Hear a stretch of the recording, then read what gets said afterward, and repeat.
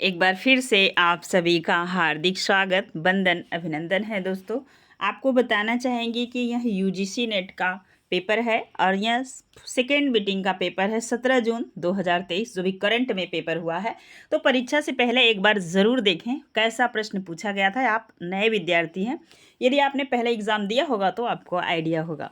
और प्रश्नोत्तरी से ज़्यादा आप एक्सप्लानेशन पे ध्यान दीजिएगा, प्रश्न के व्याख्या पे।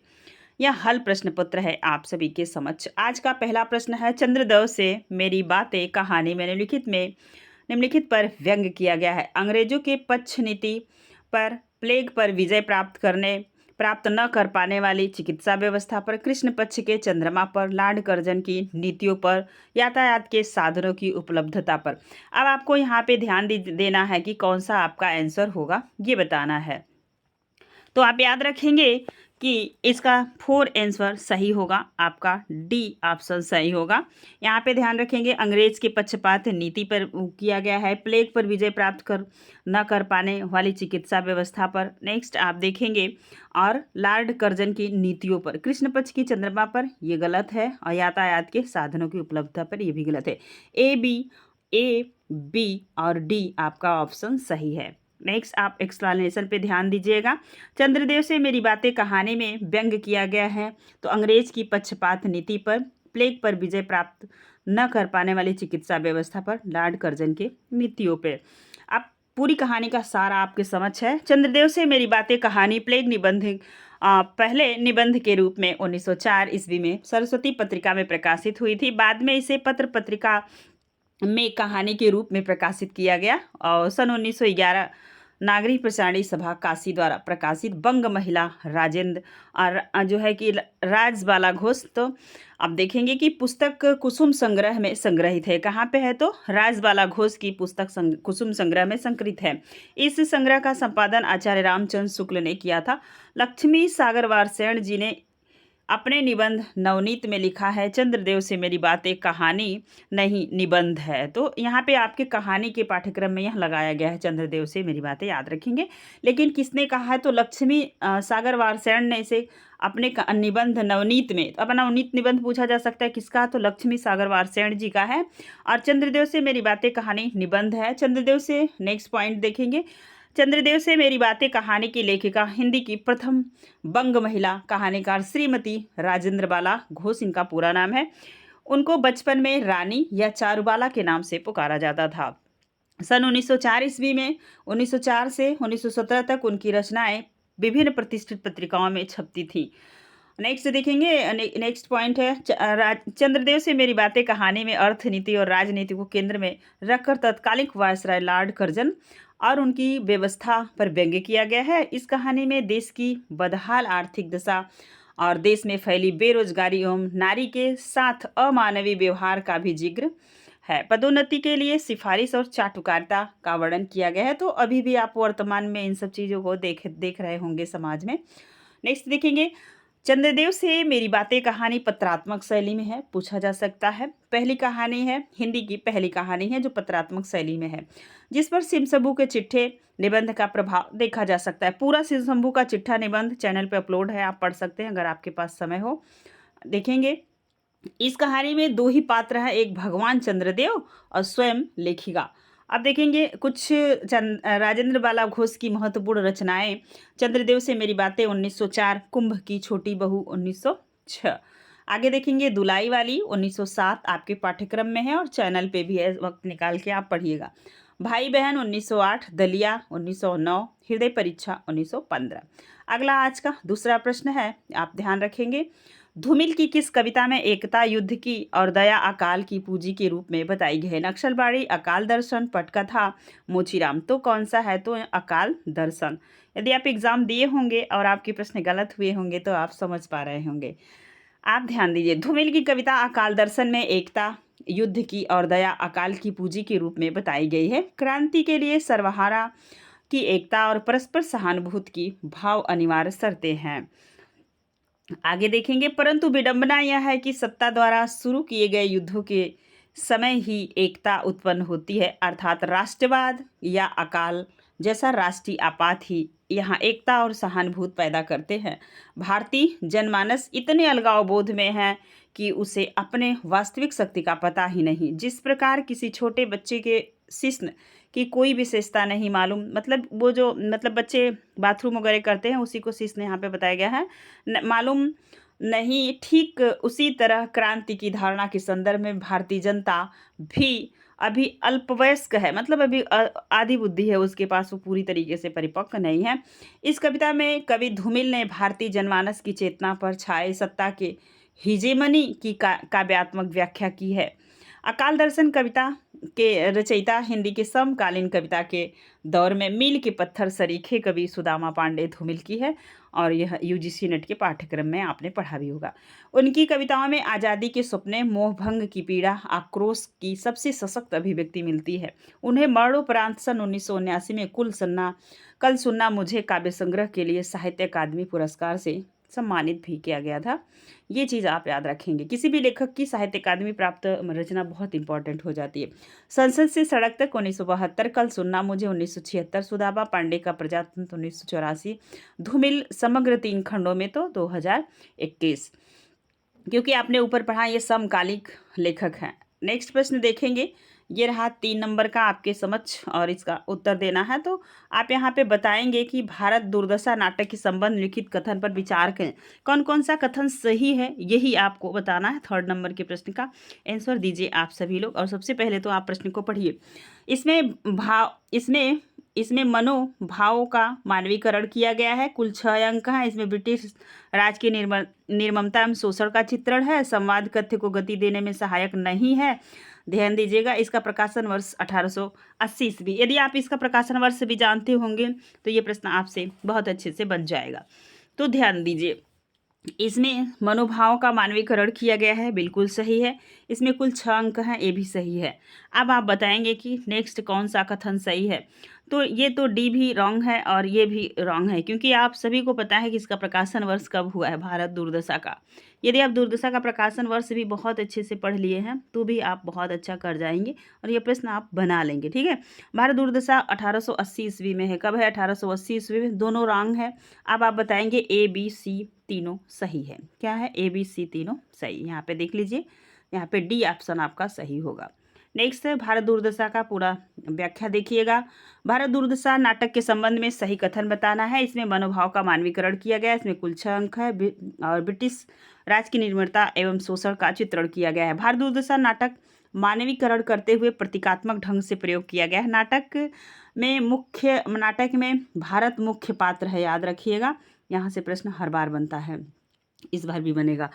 प्रथम अंक में स्थान विधि एक युगी मंगलाचरण गाते हुए प्रवेश करता है। रोवहु सब मिलके आवो भारत भाई, हाँ हाँ भारत दुर्दशा देखी ना जाई।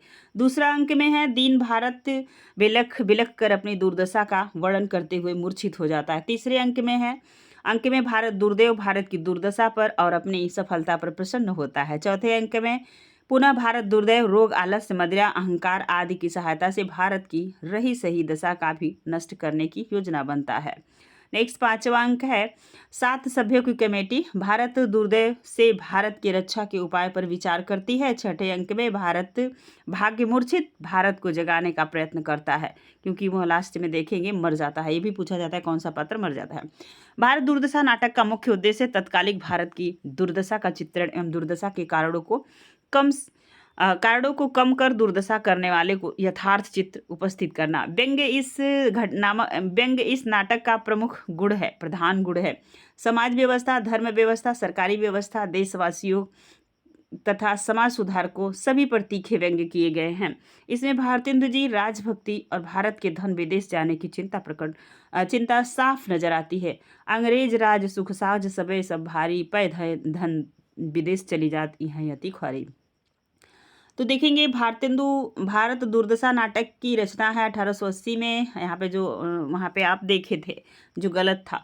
नेक्स्ट देखेंगे, आप देखेंगे कि मौलिक रचनाएं, अनुदित रचनाएं बहुत बार पूछी जाती हैं, आप इन्हें याद कर लीजिएगा। भारत हिंसा न भवति 1873, सत्य हरिश्चंद्र 1875, चंद्रावली 76, विस्मयौषधम 76, भारत दुर्दशा 80, नीलदेवी 81, अंधेर नगरी 81।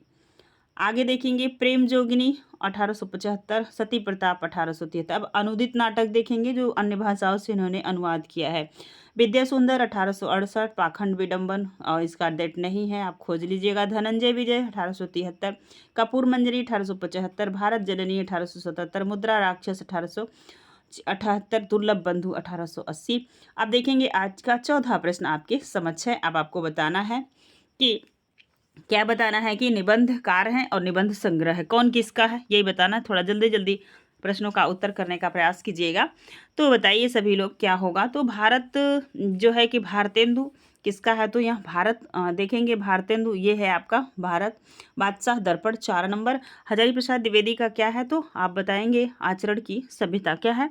हजारी प्रसाद द्विवेदी का कौन सा है, विचार प्रवाह है, सॉरी विचार प्रवाह है। आप देखेंगे पहला इसका बाद बालकृष्ण भट्ट के क्या है, तो बालकृष्ण भट्ट का राजभक्ति और देशभक्ति है बालकृष्ण भट्ट का।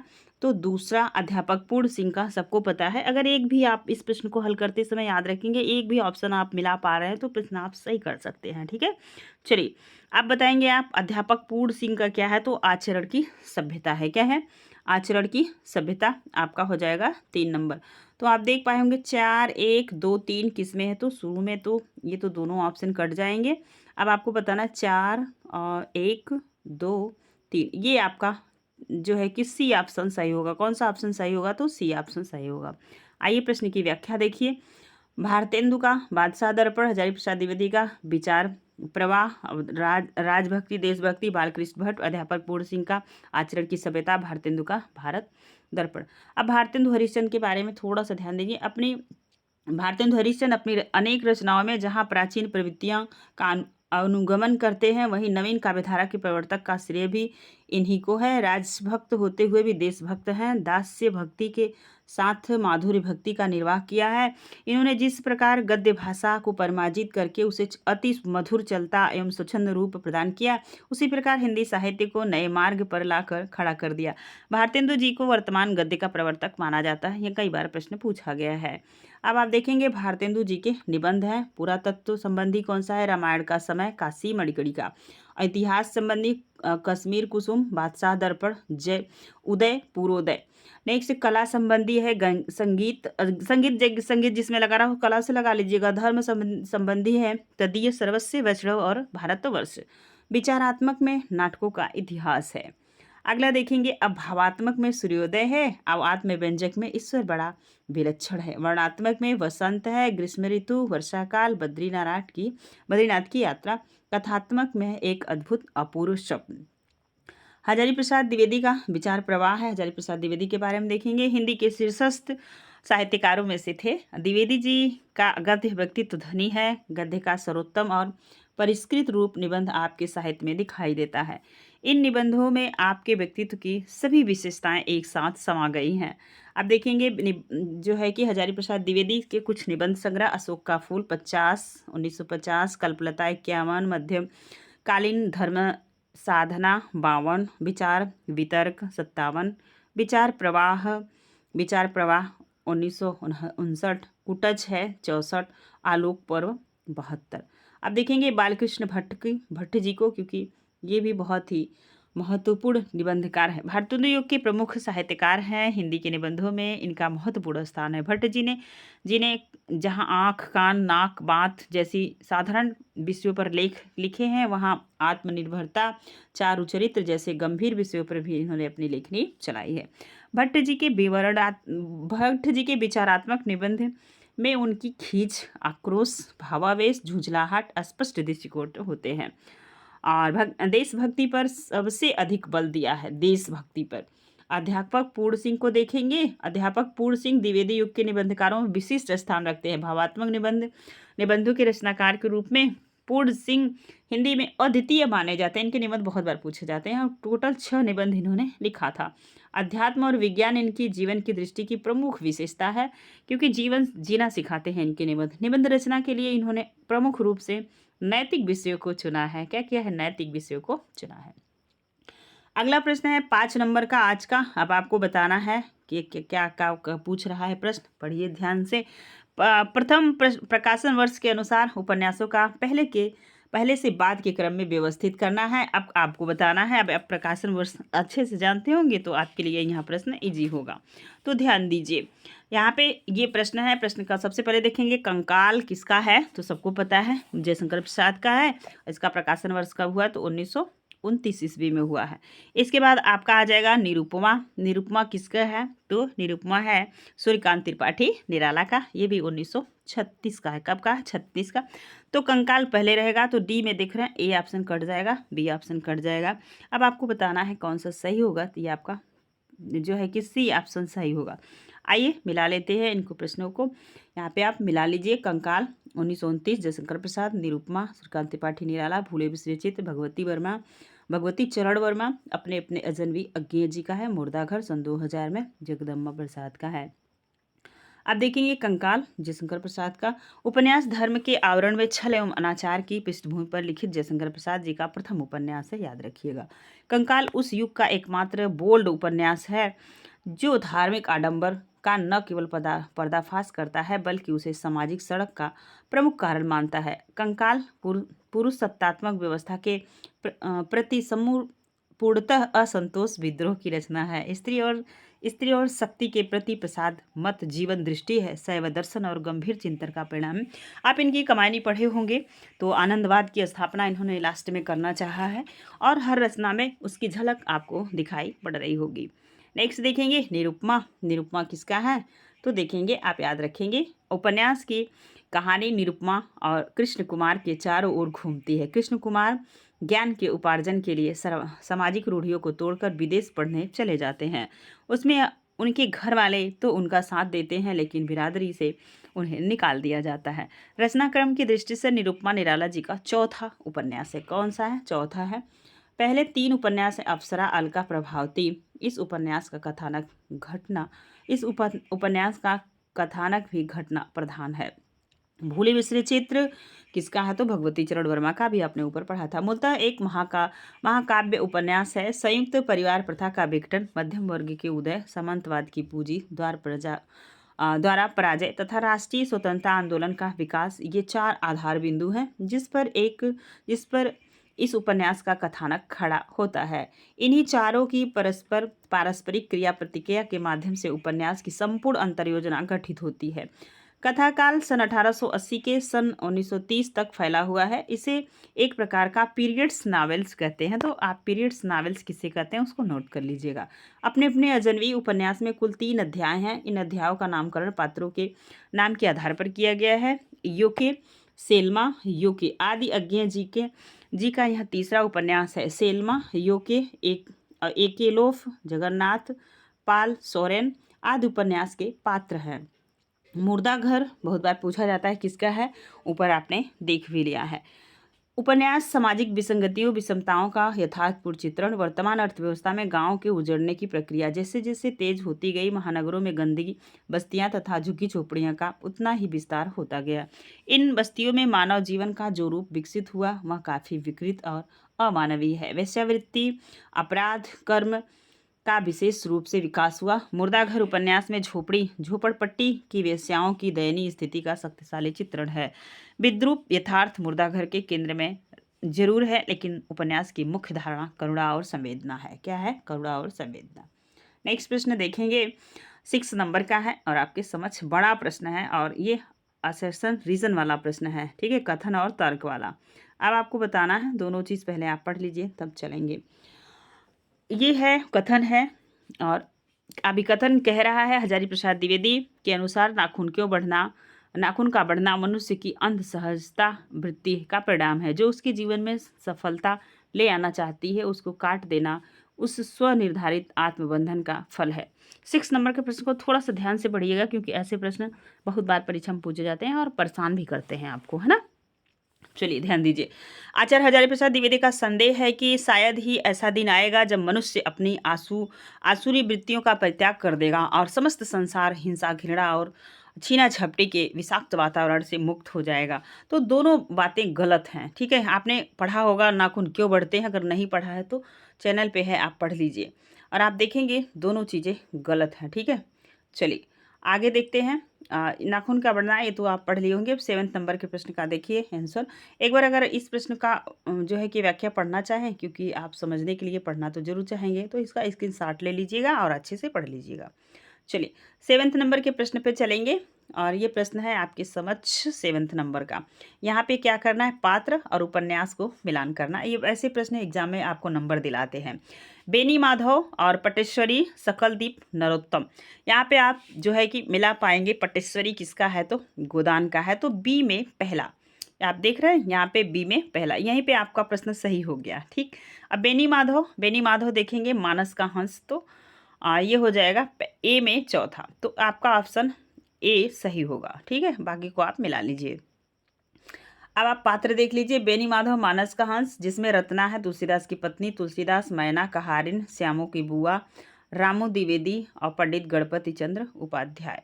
नेक्स्ट देखेंगे पटेश्वरी, गोदान, भोला, हीरा, शोभा और सोना, रूपा, सरोज और मंगरू, मिस्टर खन्ना, गंडा सिंह, दुलारी, सहुआइन। और सकलदीप महिला आंचल की हैं प्रशांत, कमली, वामनदास, बलदेव, दोहराव, लक्ष्मी और विश्वनाथ।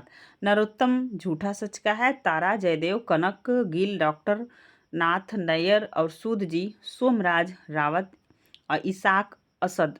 नेक्स्ट देखेंगे बेनी माधव को। अब अच्छे से पढ़िए। ये मानस का हंस पूरा उपन्यास मेरे चैनल पर अपलोड है, 7 से 8 वीडियो हैं, समय निकाल के पढ़िए। और यूपी एचएससी के पाठ्यक्रम में लगा हुआ यहाँ उपन्यास है, हमने कवर किया है, आप भी पढ़िए। मानस का हंस उपन्यास 1972 ईस्वी में प्रकाशित तुलसीदास के जीवन पर लिखा गया। इस उपन्यास में तुलसीदास जी का जो स्वरूप चित्रित किया गया है वह एक सहज मानव का रूप है। यही कारण है कि मानस का हंस हिंदी उपन्यासों में क्लासिकल का सम्मान पा चुका है। नेक्स्ट है, आप गोदान को देखेंगे। गोदान मुंशी प्रेमचंद का अंतिम उपन्यास है, जिसका प्रकाशन 1936 में हुआ।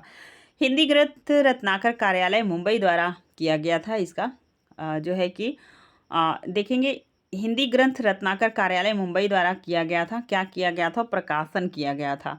आकांक्षा और निराशा, धर्म भीरुता, भारत परायणता के साथ साथ स्वार्थपरता और बैठकबाजी, बेबसी और निरीहता का जीता जागता चित्रण उपस्थित करता है।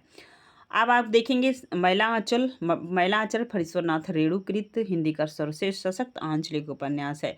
इसका प्रकाशन 54 में, तो 54 आंचल मैले हैं। नेक्स्ट देखेंगे, इस उपन्यास में गांव की कहानी के माध्यम से स्वतंत्रोत्तर भारत के गांवों में जन्मे राजनीतिक चेतना अंतर्विरोध को दर्शाता है। और देखेंगे नेक्स्ट प्रश्न है, झूठा सच उपन्यास यशपाल का सर्वोत्कृष्ट बृहद उपन्यास है। 2 भागों में है, वतन और देश का भविष्य। नेक्स्ट देखेंगे, विभाजित है और इस समय के देखेंगे, इस उपन्यास में विभाजन के समय देश में होने वाली भीषण रक्तपात एवं अर्थव्यवस्था तथा स्वतंत्रता के उपरांत चारित्रिक स्खलन एवं विविध विडंबनाओं का व्यापक फलक एवं कलात्मक चित्रण उकेरा गया है। यह जो है कि बहुत ही मज़ेदार है। अब आप देखेंगे नेक्स्ट अगला प्रश्न है, और यहाँ पे एक प्रश्न आपके समक्ष है जिसका कथन दिया गया है। यह नाटक है, नाटक से प्रश्न उत्तरी ली गई है। 8 नंबर का प्रश्न है। कौन सा प्रश्न है, 8 नंबर का प्रश्न है। तो यहाँ पे आपको बता देना, हम बता देते हैं। 8 नंबर का प्रश्न है, कट गया है। ठीक है, यह नाटक के इस अर्थ में समकालीन नाटक है कि यह किसी भी समय के अन्याय, अनाचार, भ्रष्टाचार, विवेक शून्यता और मनमानेपन रोशनी डालता है। क्या करता है, मनमानेपन पर रोशनी डालता है। यह प्रसहन में व्यंग्य के माध्यम से जो कुछ भी कहा गया है उतना ही अधिक कहने की गुंजाइश भी है। अंधेर नगरी नाटक के संबंध में यह कथन किसका है, तो यह जो है कि समीक्षक जो है उन्हीं का कथन है, सत्यप्रकाश मिश्र जी का। किसका कथन है, सत्यप्रकाश मिश्र जी का। अब आप ध्यान दीजिएगा, अंधेर नगरी जो नाटक है ये सत्यप्रकाश मिश्र जी का कथन है। अंधेर नगरी नाटक के संबंध में कुछ आलोचकों के कथन। रामविलास शर्मा क्या कहते हैं, अंधेर नगरी अंग्रेजी राज्य का ही दूसरा नाम है। यह नाटक अंग्रेजी राज्य की अंधेर गर्दी की आलोचना ही नहीं, वह इस अंधेर गर्दी को खत्म करने के लिए भारतीय जनता की प्रबल इच्छा को भी प्रकट करता है, क्योंकि भारतेंदु जी का यह नाटक बहुत ही महत्वपूर्ण है। नेमीचंद जैन क्या कहते हैं, अंधेर नगरी में यथार्थपरकता और शैलीबद्धता का आकर्षण मिश्रण है। लक्ष्मीनारायण वार्ष्णेय जी ने कहा है कि अंधेर नगरी में यह देखा गया कि जिस राज्य में गुण अवगुण का भेद नहीं, वहाँ प्रजा को राजा की मूर्खता को चंगुल में फंस जाने का डर रहता ही है। नेक्स्ट देखेंगे, सिद्धराज कुमार ने क्या कहा है, अंधेर नगरी में चौपट राजा की कथा है जिसे न्याय अन्याय का भेद नहीं और जो स्वयं फांसी पर चढ़ जाता है। आप आगे देखेंगे नेक्स्ट नेक्स्ट देखेंगे आप आगे 9 नंबर का यहाँ प्रश्न आपके समक्ष है, आप ध्यान दीजिए। निराला की कविताओं के संबंध में सत्य कथन है। पान मैं ही चूना, यह कुकुरमुत्ता कविता की पंक्ति है। वह हंसी बहुत कुछ कहती थी, यह पंक्ति बाँधो न नाव उठाओ बंधु गीत से है। गरजो हे मंद्र वज्र स्वयं, यह पंक्ति बादल राग की कविता से है। रिज कुटिल प्रसार कामी केस गुच्छ, यह पंक्ति जागो फिर एक बार कविता से है।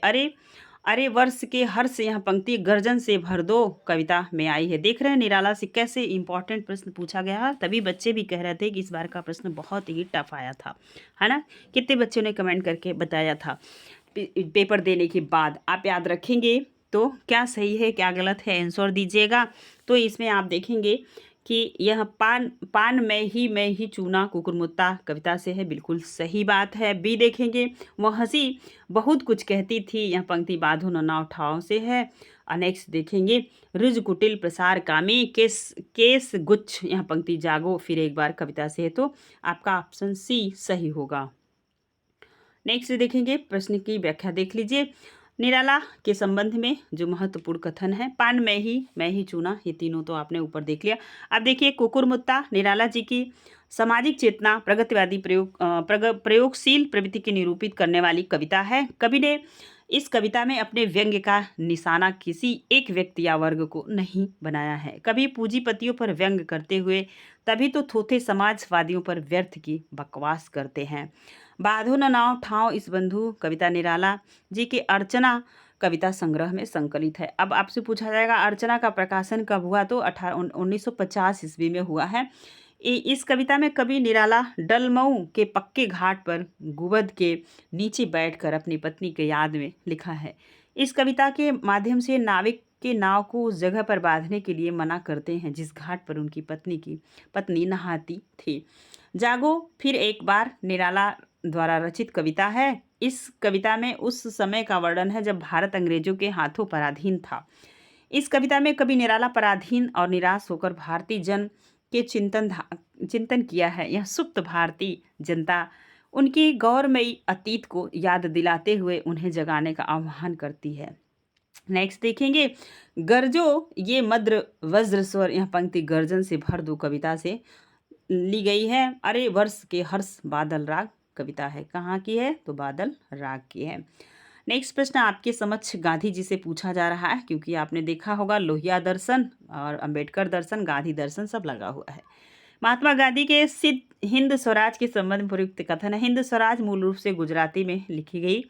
इसमें भारत के विश्व शक्ति के रूप में देखने की अभिलाषा व्यक्त है। इसमें सभ्यता दर्शन पर विचार किया गया है।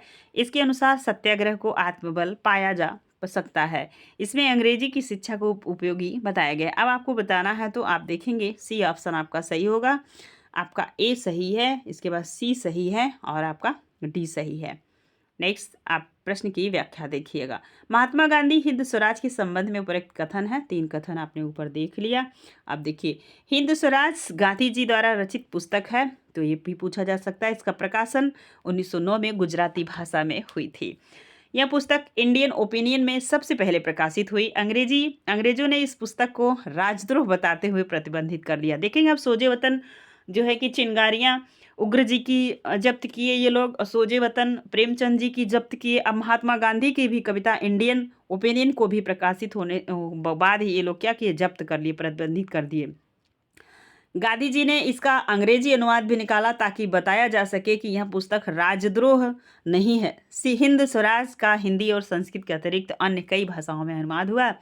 इस पुस्तक में गांधी जी पाठकों के बताते हैं, क्या बताते हैं वही आप देखिए। एक पढ़ने वाले बच्चे की क्या क्या चीज़ें होनी चाहिए। आपके मन का राज्य स्वराज है, आपकी कुंजी सत्याग्रह आत्मबल व करुणा बल है। बल को आजमाने के लिए स्वदेशी को पूरी तरह से अपनाने की ज़रूरत है। आप जानते होंगे चरखे वरखे इसलिए बनाए थे कि अपने धन का धन, अपने देश का धन अपने यहाँ रहे, विदेशी कपड़े उपड़े न पहनने पड़े। हम जो करना चाहते हैं वह अंग्रेजों को सजा देने के लिए नहीं करें, बल्कि इसलिए करें कि ऐसा करना हमारा कर्तव्य है। महात्मा गांधी की कुछ अन्य पुस्तकें हैं। दक्षिण अफ्रीका में सत्याग्रह, मेरे सपनों का भारत, ग्राम स्वराज, सत्य के साथ प्रेम, प्रयोग आत्मकथा उन्हीं की है। नेक्स्ट 11 नंबर का प्रश्न आपके समक्ष है। संवत 1955 में उपन्यास मासिक पत्र निकलता और द्वितीय उत्थान काल के भीतर 65 छोटे छोटे उपन्यास लिखकर प्रकाशित किए। आचार्य शुक्ल का यह कथन किस उपन्यासकार के लिए, तो आप पढ़ते ही समझ गए होंगे कि किशोरीलाल गोस्वामी के लिए इन्होंने क्या, क्योंकि उपन्यास पत्रिका इन्हीं की थी, है ना। चलिए व्याख्या देखिए। आचार्य शुक्ल का उपन्यास किशोरीलाल गोस्वामी के बारे में है। किशोरीलाल गोस्वामी भारतीय लेखक और उपन्यासकार थे। सन 1898 में किशोरीलाल गोस्वामी ने न्योव्यास पत्रिका निकाली थी। सरस्वती पत्रिका के पंचायती संपादकीय बोर्ड के सदस्य थे। उन्होंने लगभग 65 उपन्यास तथा कई कविताएं एवं विभिन्न विषयों पर अपनी उत्कृष्ट रचनाएं लिखी। इंदुमती, गुलबहार कहानियां लेखक किशोरीलाल गोस्वामी की को हिंदी भाषा के पहले कहानीकार को श्रेय प्राप्त है। तो कौन कौन सी, इंदुमती और गुलबहार को। नेक्स्ट किशोरीलाल गोस्वामी जो है कि किशोरीलाल गोस्वामी जी के उल्लेखनीय एवं उनका प्रकाशन वर्ष है। त्रिवेणी इनका भी है, तो आप देखते होंगे त्रिवेणी शुक्ल जी का भी है, जिसमें सूर हैं और जयसी हैं, और एक आप कमेंट करके बताएंगे।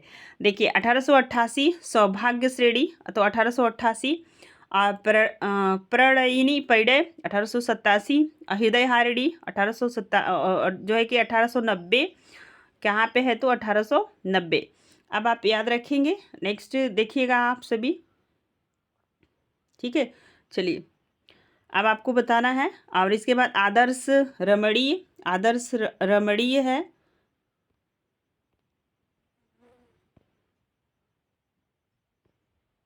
देखिए आदर्श बाला है 1890, आदर्श बाला 1890 में है। और इसके बाद सुल्तान रजिया बेगम 1904 में, रंगमहल में हलाहल 1904, अबेहया बाई बोरका 1904 और हीराबाई 1904 में है। नेक्स्ट देखेंगे जो है कि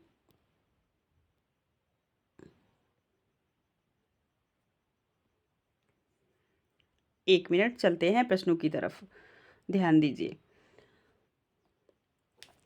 ये रहा आपका जो है कि यहाँ पे 12 नंबर का प्रश्न है। चीफ की दावत से पूरा कथन पूछा गया है। प्रश्न को छोटा सा करते हैं ताकि आप प्रश्नों का आंसर दे पाइएगा। देखिए ठीक है। चलिए, व्यक्ति को वस्तु के रूप में देखने वाली मानसिकता का प्रतिकार है। चिप की दावत कहानी आपने पढ़ा होगा। बॉस के प्रति हार्दिक सम्मान व्यक्त होता है। मध्यम वर्गीय शहरी मानसिकता के खोखलेपन का उजागर किया है, बिल्कुल सही। माता के प्रति प्रेम और सम्मान भाव को प्रकट करती है, बिल्कुल गलत है। और निम्न मध्यम वर्गीय परिवार की संस्कृति का प्रभावी चित्रण है। 12 नंबर के प्रश्न का आप सभी उत्तर दीजिएगा। अच्छा प्रश्न है, क्योंकि आप इस कहानी को तो पढ़े ही होंगे, ठीक है।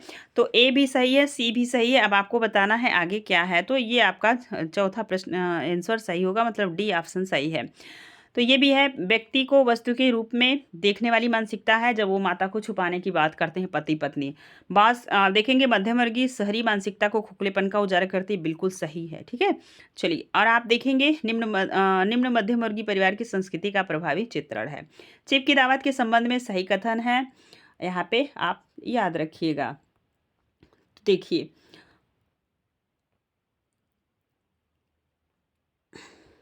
ध्यान देंगे, मध्यम वर्गीय शहरी मानसिकता के खोखलेपन का उजागर करती है। निम्न मध्यम वर्गीय परिवार को संस्कृति का प्रभावी चित्रण करती है। और आगे देखेंगे चिप की दावत की पूरा सार देख लीजिए। चिप की दावत कला की दृष्टि से भीष्म सहानी की प्रसिद्ध कहानी है। इस कहानी में स्वार्थी बेटे सामनाथ, याद रखेंगे पात्रों को भी, सामनाथ को अपनी बूढ़ी विधवा माँ का बलिदान फर्ज नजर आता है। भीष्म सहानी ने सामनाथ के माध्यम से मध्यम वर्गीय शहरी मानसिकता पर करारा व्यंग्य किया है। सामनाथ को नएपन का ढोंग उन्हें माँ और पत्नी के मध्य चमकीले पर्दे की भांत लटकाए हुए हैं। या आधुनिकता की गंध सामान्य मध्यम वर्गीय परिवारों में देखी जा सकती है। पुरानी मान्यताओं और परंपराओं के ढांचे से निकले माता पिता जब उनकी संतान को नए ढंग से पाते हैं तो उन्हें आश्रय मिश्रित असंतोष के कारण भीतर ही घुटन का अनुभव होता है। माँ देखते हैं घुटती रहती है जब चीफ से मिलने के बाद। माँ बिल्कुल परेशान होती है, कहीं मैंने बच्चे की बेइज्जती तो नहीं कर दिया। पूरी कहानी है, अभी समय है, पढ़ लीजिए। चैनल पे अपलोड है 21 कहानियाँ। कितनी कहानियाँ? 21 कहानियाँ। चलिए ध्यान दीजिएगा। तो यह सामनाथ इस कहानी का मुख्य पात्र है। वह आधुनिक विचारधारा वाला एक विवाहित युवक है जिसे स्वार्थ का साक्षात मूर्ति कहा जा सकता है। नेक्स्ट 13 नंबर का प्रश्न है आपके समक्ष, जो है कि ध्यान देंगे तो यह रहा। लोकलाज कुछ श्रृंखला तज मीरा गिर धर भजित सदिश गोपिका प्रेम प्रकट कल जुग जुग ही दिखावे। मीरा विषयक छप्पै की उक्ति कहाँ से उद्गृत है? तो भक्तमाल से उद्गृत है। कहाँ से उद्गृत है? तो भक्तमाल से। नाभादास की रचना है भक्तमाल, ध्यान दीजिए। नेक्स्ट में आप ध्यान दीजिएगा तो यहाँ पे भक्तमाल नाभादास का बहुत प्रसिद्ध हिंदी ग्रंथ है। यह ग्रंथ संवत 1642 ईस्वी में बना था। देखेंगे संवत 1669 ईस्वी में प्रिया दास जी ने एक टीका लिखी थी। इस ग्रंथ में 200 भक्तों के चमत्कारपूर्ण चरित्रों का 316 छप्पयों में लिखे गए हैं। इन चरित्रों में पूर्ण जीवन वृत्ति नहीं है, केवल भक्ति के महिमा सूचक बातें दी गई हैं। इतना आप याद रखेंगे। इनका उद्देश्य भक्तों के प्रति जनता के पूज्य बुद्धि का प्रचार करना है। नेक्स्ट देखेंगे और जो है कि भक्तमाल का प्रकाशन श्री राम कृपाल दास चित्रकूटी द्वारा किया गया था। नाभादास की भक्तमाल एक ऐसी रचना है जो मध्यमकालीन संतों के जीवन से संबंधित आधारभूत सामग्री उपलब्ध करवाती है। 17वीं शताब्दी के 6ठे और 7वें दशक में प्रसिद्ध वैष्णव भक्त जो जाति के डोम थे, नाभादास अपने गुरु अग्रदास ज्ञान से भक्तमाल नामक प्रसिद्ध ग्रंथ लिखे थे।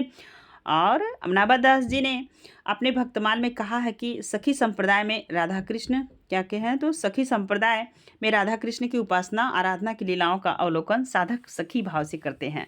सखी संप्रदाय में प्रेम की गंभीरता और निर्मलता का दर्शन है। भक्तमाल की टीका रहीम ने ऐसी परिस्थितियों में लिखा है परिस्थितियों में व्यंग्यपूर्ण दोहे रचे हैं। अनुमानतः गोस्वामी जी ने यही बात रसखान के संबंध में भी कहा है। नंददास 16वीं सदी के अंतिम चरण के कवि थे। इनके भी विषय में भक्तमाल में लिखा गया है। राधा वल्लभ संप्रदाय के प्रसिद्ध भक्त चतुर्भुज दास, यहाँ से प्रश्न बनता है, का वर्णन नाभाजी ने अपने भक्तमाल में किया है। भक्तमाल के अनुसार राघवानंद ही रामानंद के गुरु थे। उनकी अपनी उदारता विचारधारा के कारण रामानंद ने स्वतंत्र संप्रदाय स्थापित किया था। नेक्स्ट प्रश्न है, कहानी से ही है। अब आपको यहाँ पे विस्तृत जानकारी होगी तो यह प्रश्न आपके लिए है, ध्यान दीजिएगा। यह प्रश्न है, कहानी आंदोलन के बारे में निम्नलिखित जो है कि कथनों पर विचार करना। कहानी का मूल स्वर विरोध और निषेध का है। गंगा प्रसाद बिमल और रविंद्रनाथ कालिया द्वारा जो है कि रविंद्रनाथ कालिया इस आंदोलन के प्रमुख प्रवक्ताओं में से रहे हैं। एक और जिंदगी, 9 साल छोटी पत्नी, जहां लक्ष्मी कैद है और कहानी आंदोलन के उदाहरण है। एब्सर्ड और थिएटर एंट्री स्टोरी, अस्तित्ववाद और बीट जनरेशन आदि के तत्व कहानी की प्रकृति का निर्धारण करते हैं। मोहन राकेश, कमलेश्वर, राजेंद्र प्रसाद यादव आदि कहानी आंदोलन की जो है कि मुख्य प्रवर्तक है। यही प्रश्न आपके समझ पूछा गया। देख रहे हैं प्रश्नों को पूछने की शैली कैसे बदली है। अभी वर्तमान में भी आज के पेपर में यह भी दिया है कि अब यूजीसी नेट का पाठ्यक्रम बदलने वाला है, तो इस पर भी आप लोग गौर कीजिएगा। नेक्स्ट जून वाले एग्ज़ाम में, जून 2024 वाले एग्ज़ाम में पाठ्यक्रम हो सकता है बदल जाए। अब आपको बताना है 14 नंबर के प्रश्न का उत्तर देना है। प्रश्न बहुत मज़ेदार है और दिमाग भी चक्कर काट रहा होगा, ठीक है। तो याद रखेंगे, बी ऑप्शन आपका सही है। ए है कहानी का मूल स्वर विरोध और निषेध का है, बिल्कुल सही है। और बी, ए भी सही है, बी भी सही है और आपका डी सही है, ठीक है। नेक्स्ट याद रखेंगे। अब आप इनकी व्याख्या देख लीजिए। देखेंगे आप तो वर्ष 1960 में हिंदी कहानी के क्षितिज पर एक ऐसे आंदोलन ने जन्म लिया जिसे कहानी के नाम से प्रसिद्धि मिली। इसके जनक हिंदी साहित्य के पुरोधा डॉक्टर बिमल हैं। कौन है? तो डॉक्टर बिमल प्रसाद है। साठोत्तरी कहानी और समकालीन कहानी के नाम से भी जाना जाता है। कविता के वजह पर गद्य में कहानी का आविर्भाव हुआ। इसकी प्रेरणा पर राष्ट्रीय एंट्री स्टोरी की प्रेरणा से है। डॉक्टर रामदरस कहानी को स्पष्ट कहते हुए लिखते हैं, कहानी का अवस्तु एवं मूल्य के स्तर पर भी निषेध का स्वर मुखर करता है। वस्तु के स्तर पर उसमें सामाजिक संघर्षों की संबंधित विषयों का ग्रहण न करके यौन प्रसंगों को ही कहानी का विषय बनाया गया है। देख रहे हैं आप, बनाया गया है। बनाया गया है। सभी मूल्यों को निषेध करते हुए साहित्य मूल्य को भी अस्वीकार कर दिया गया है। यथार्थ बोध विसंगतियों को अपना केंद्र बिंदु बना लिया गया है। कहानी आंदोलन की कहानियों, वह मैं तुम वाली कहानियां में गंगा प्रसाद विमल, इता किता रविंद्रनाथ कालिया, काला रजिस्टर दूधनाथ सिंह रीछ का उल्लेख किया जा सकता है। तो कहानी का महत्व जहाँ पूरा मूल्यों के अस्वीकारने और बिगड़े हुए आपसी संबंधों के यथार्थ चित्रण है, वही सेक्स केंद्रित होने का भी के कारण कहानी न तो व्यापक बन सकी और न अधिक प्रामाणिक जीवन की बुनियादी सच्चाई की अवहेलना करने से कहानी दीर्घजीवी भी न हो सकी। नेक्स्ट प्रश्न है, थोड़ा सा पीडीएफ जो है कि दिख नहीं रहा है, मैं प्रश्न को पढ़ती हूँ, आप नोट कर लीजिएगा। ब्रज किशोर और निम्नलिखित में से किस उपन्यास का पात्र है? तो सबको पता है परीक्षा गुरु का। अब परीक्षा गुरु को थोड़ा सा जल्दी जल्दी आप पढ़े ही होंगे, पूरा उपन्यास आपके पाठ्यक्रम में है। परीक्षा गुरु उपन्यास श्रीनिवास दास द्वारा लिखा गया है 1882 में। कई बार यहाँ प्रश्न पूछा जाता है। और प्रथम मौलिक उपन्यास, हिंदी का प्रथम मौलिक उपन्यास है। नेक्स्ट देखेंगे, परीक्षा गुरु उपन्यास में दिल्ली में रहने वाले कारोबारी और साहूकार लाला मदन मोहन पर केंद्रित है, जो कि एक संपन्न व्यक्ति हैं और पश्चिम सभ्यता से के ऊपर बेहद मोहित है। ब्रजकिशोर जो है मदन मोहन का अच्छा मित्र है और यही लास्ट में उन्हें सुधार भी देता है, उनके कुरास्ते से सही रास्ते पे लाता है। और ब्रजकिशोर लाला जो है कि मित्र है। ब्रजकिशोर के अलावा लाला मदन मोहन के कई अन्य मित्र हैं जो उन्हें गलत मार्ग की ओर अग्रसित करते हैं, कई तरह के गलत मार्गों का रास्ता दिखाते हैं। ब्रजकिशोर पेशे से वकील है, पूछा जा सकता है। केवल वही लाला मदन मोहन की सही मार्गदर्शक है, दोस्त है, आप याद रखेंगे। नेक्स्ट अगला प्रश्न आप देखिएगा, ये रहा। तो यहाँ पे एक पॉइंट और आप याद रखेंगे, इस उपन्यास के माध्यम से लेखक यह बताना चाहता है कि स्वार्थी मित्र विपत्ति के समय साथ छोड़ देते हैं तथा सच्चे मित्र ही साथ निभाते हैं। इस उपन्यास में लाला मदन मोहन महाजनी संस्कृति के प्रतीक हैं जो सामंतवादी प्रवृत्ति से जकड़े हुए हैं। लेखक ने इस ओर भी ध्यान आकर्षण किया है कि व्यापक जो कि निरंतर बढ़ती हुई शक्ति और वह चापलूसों और सामंती अविवेक से घिरी हुई है। 16 नंबर का अब प्रश्न आपके समक्ष आ चुका है और आप ध्यान दीजिएगा। निम्नलिखित उपन्यासों को प्रथम प्रकाशन वर्ष के अनुसार पहले से बाद के क्रम में मिलाना है। अब ये सारे आपका बंटी भी लगा है और ये महिला आंचल भी लगा है और जो है कि बाण भट्ट की आत्मकथा भी आपने पढ़ लिया होगा। ये हिंदी के महत्वपूर्ण उपन्यास है। अब आप प्रकाशन वर्ष के हिसाब से आपको बताना है। तो बाण भट्ट की आत्मकथा हजारी प्रसाद जी का है, तो सबसे पहले यही होगा। महिला आंचल में आपने पढ़ा 1954 का है और आपका बंटी सब पता होगा। फटाक से इस प्रश्न का उत्तर देते हुए चलिए आगे चलते हैं नेक्स्ट प्रश्न की तरफ। ये 16 नंबर का प्रश्न आपके समक्ष है, ठीक है। चलिए बताइए क्या आंसर इसका होगा। तो बाण भट्ट की आत्मकथा यहाँ पे आपको बता देना है। सबसे पहले देखेंगे बाण भट्ट की आत्मकथा है जो 1946 में है, तो आंसर सबसे पहले आप देखिए क्या होगा, तो ये होगा डी।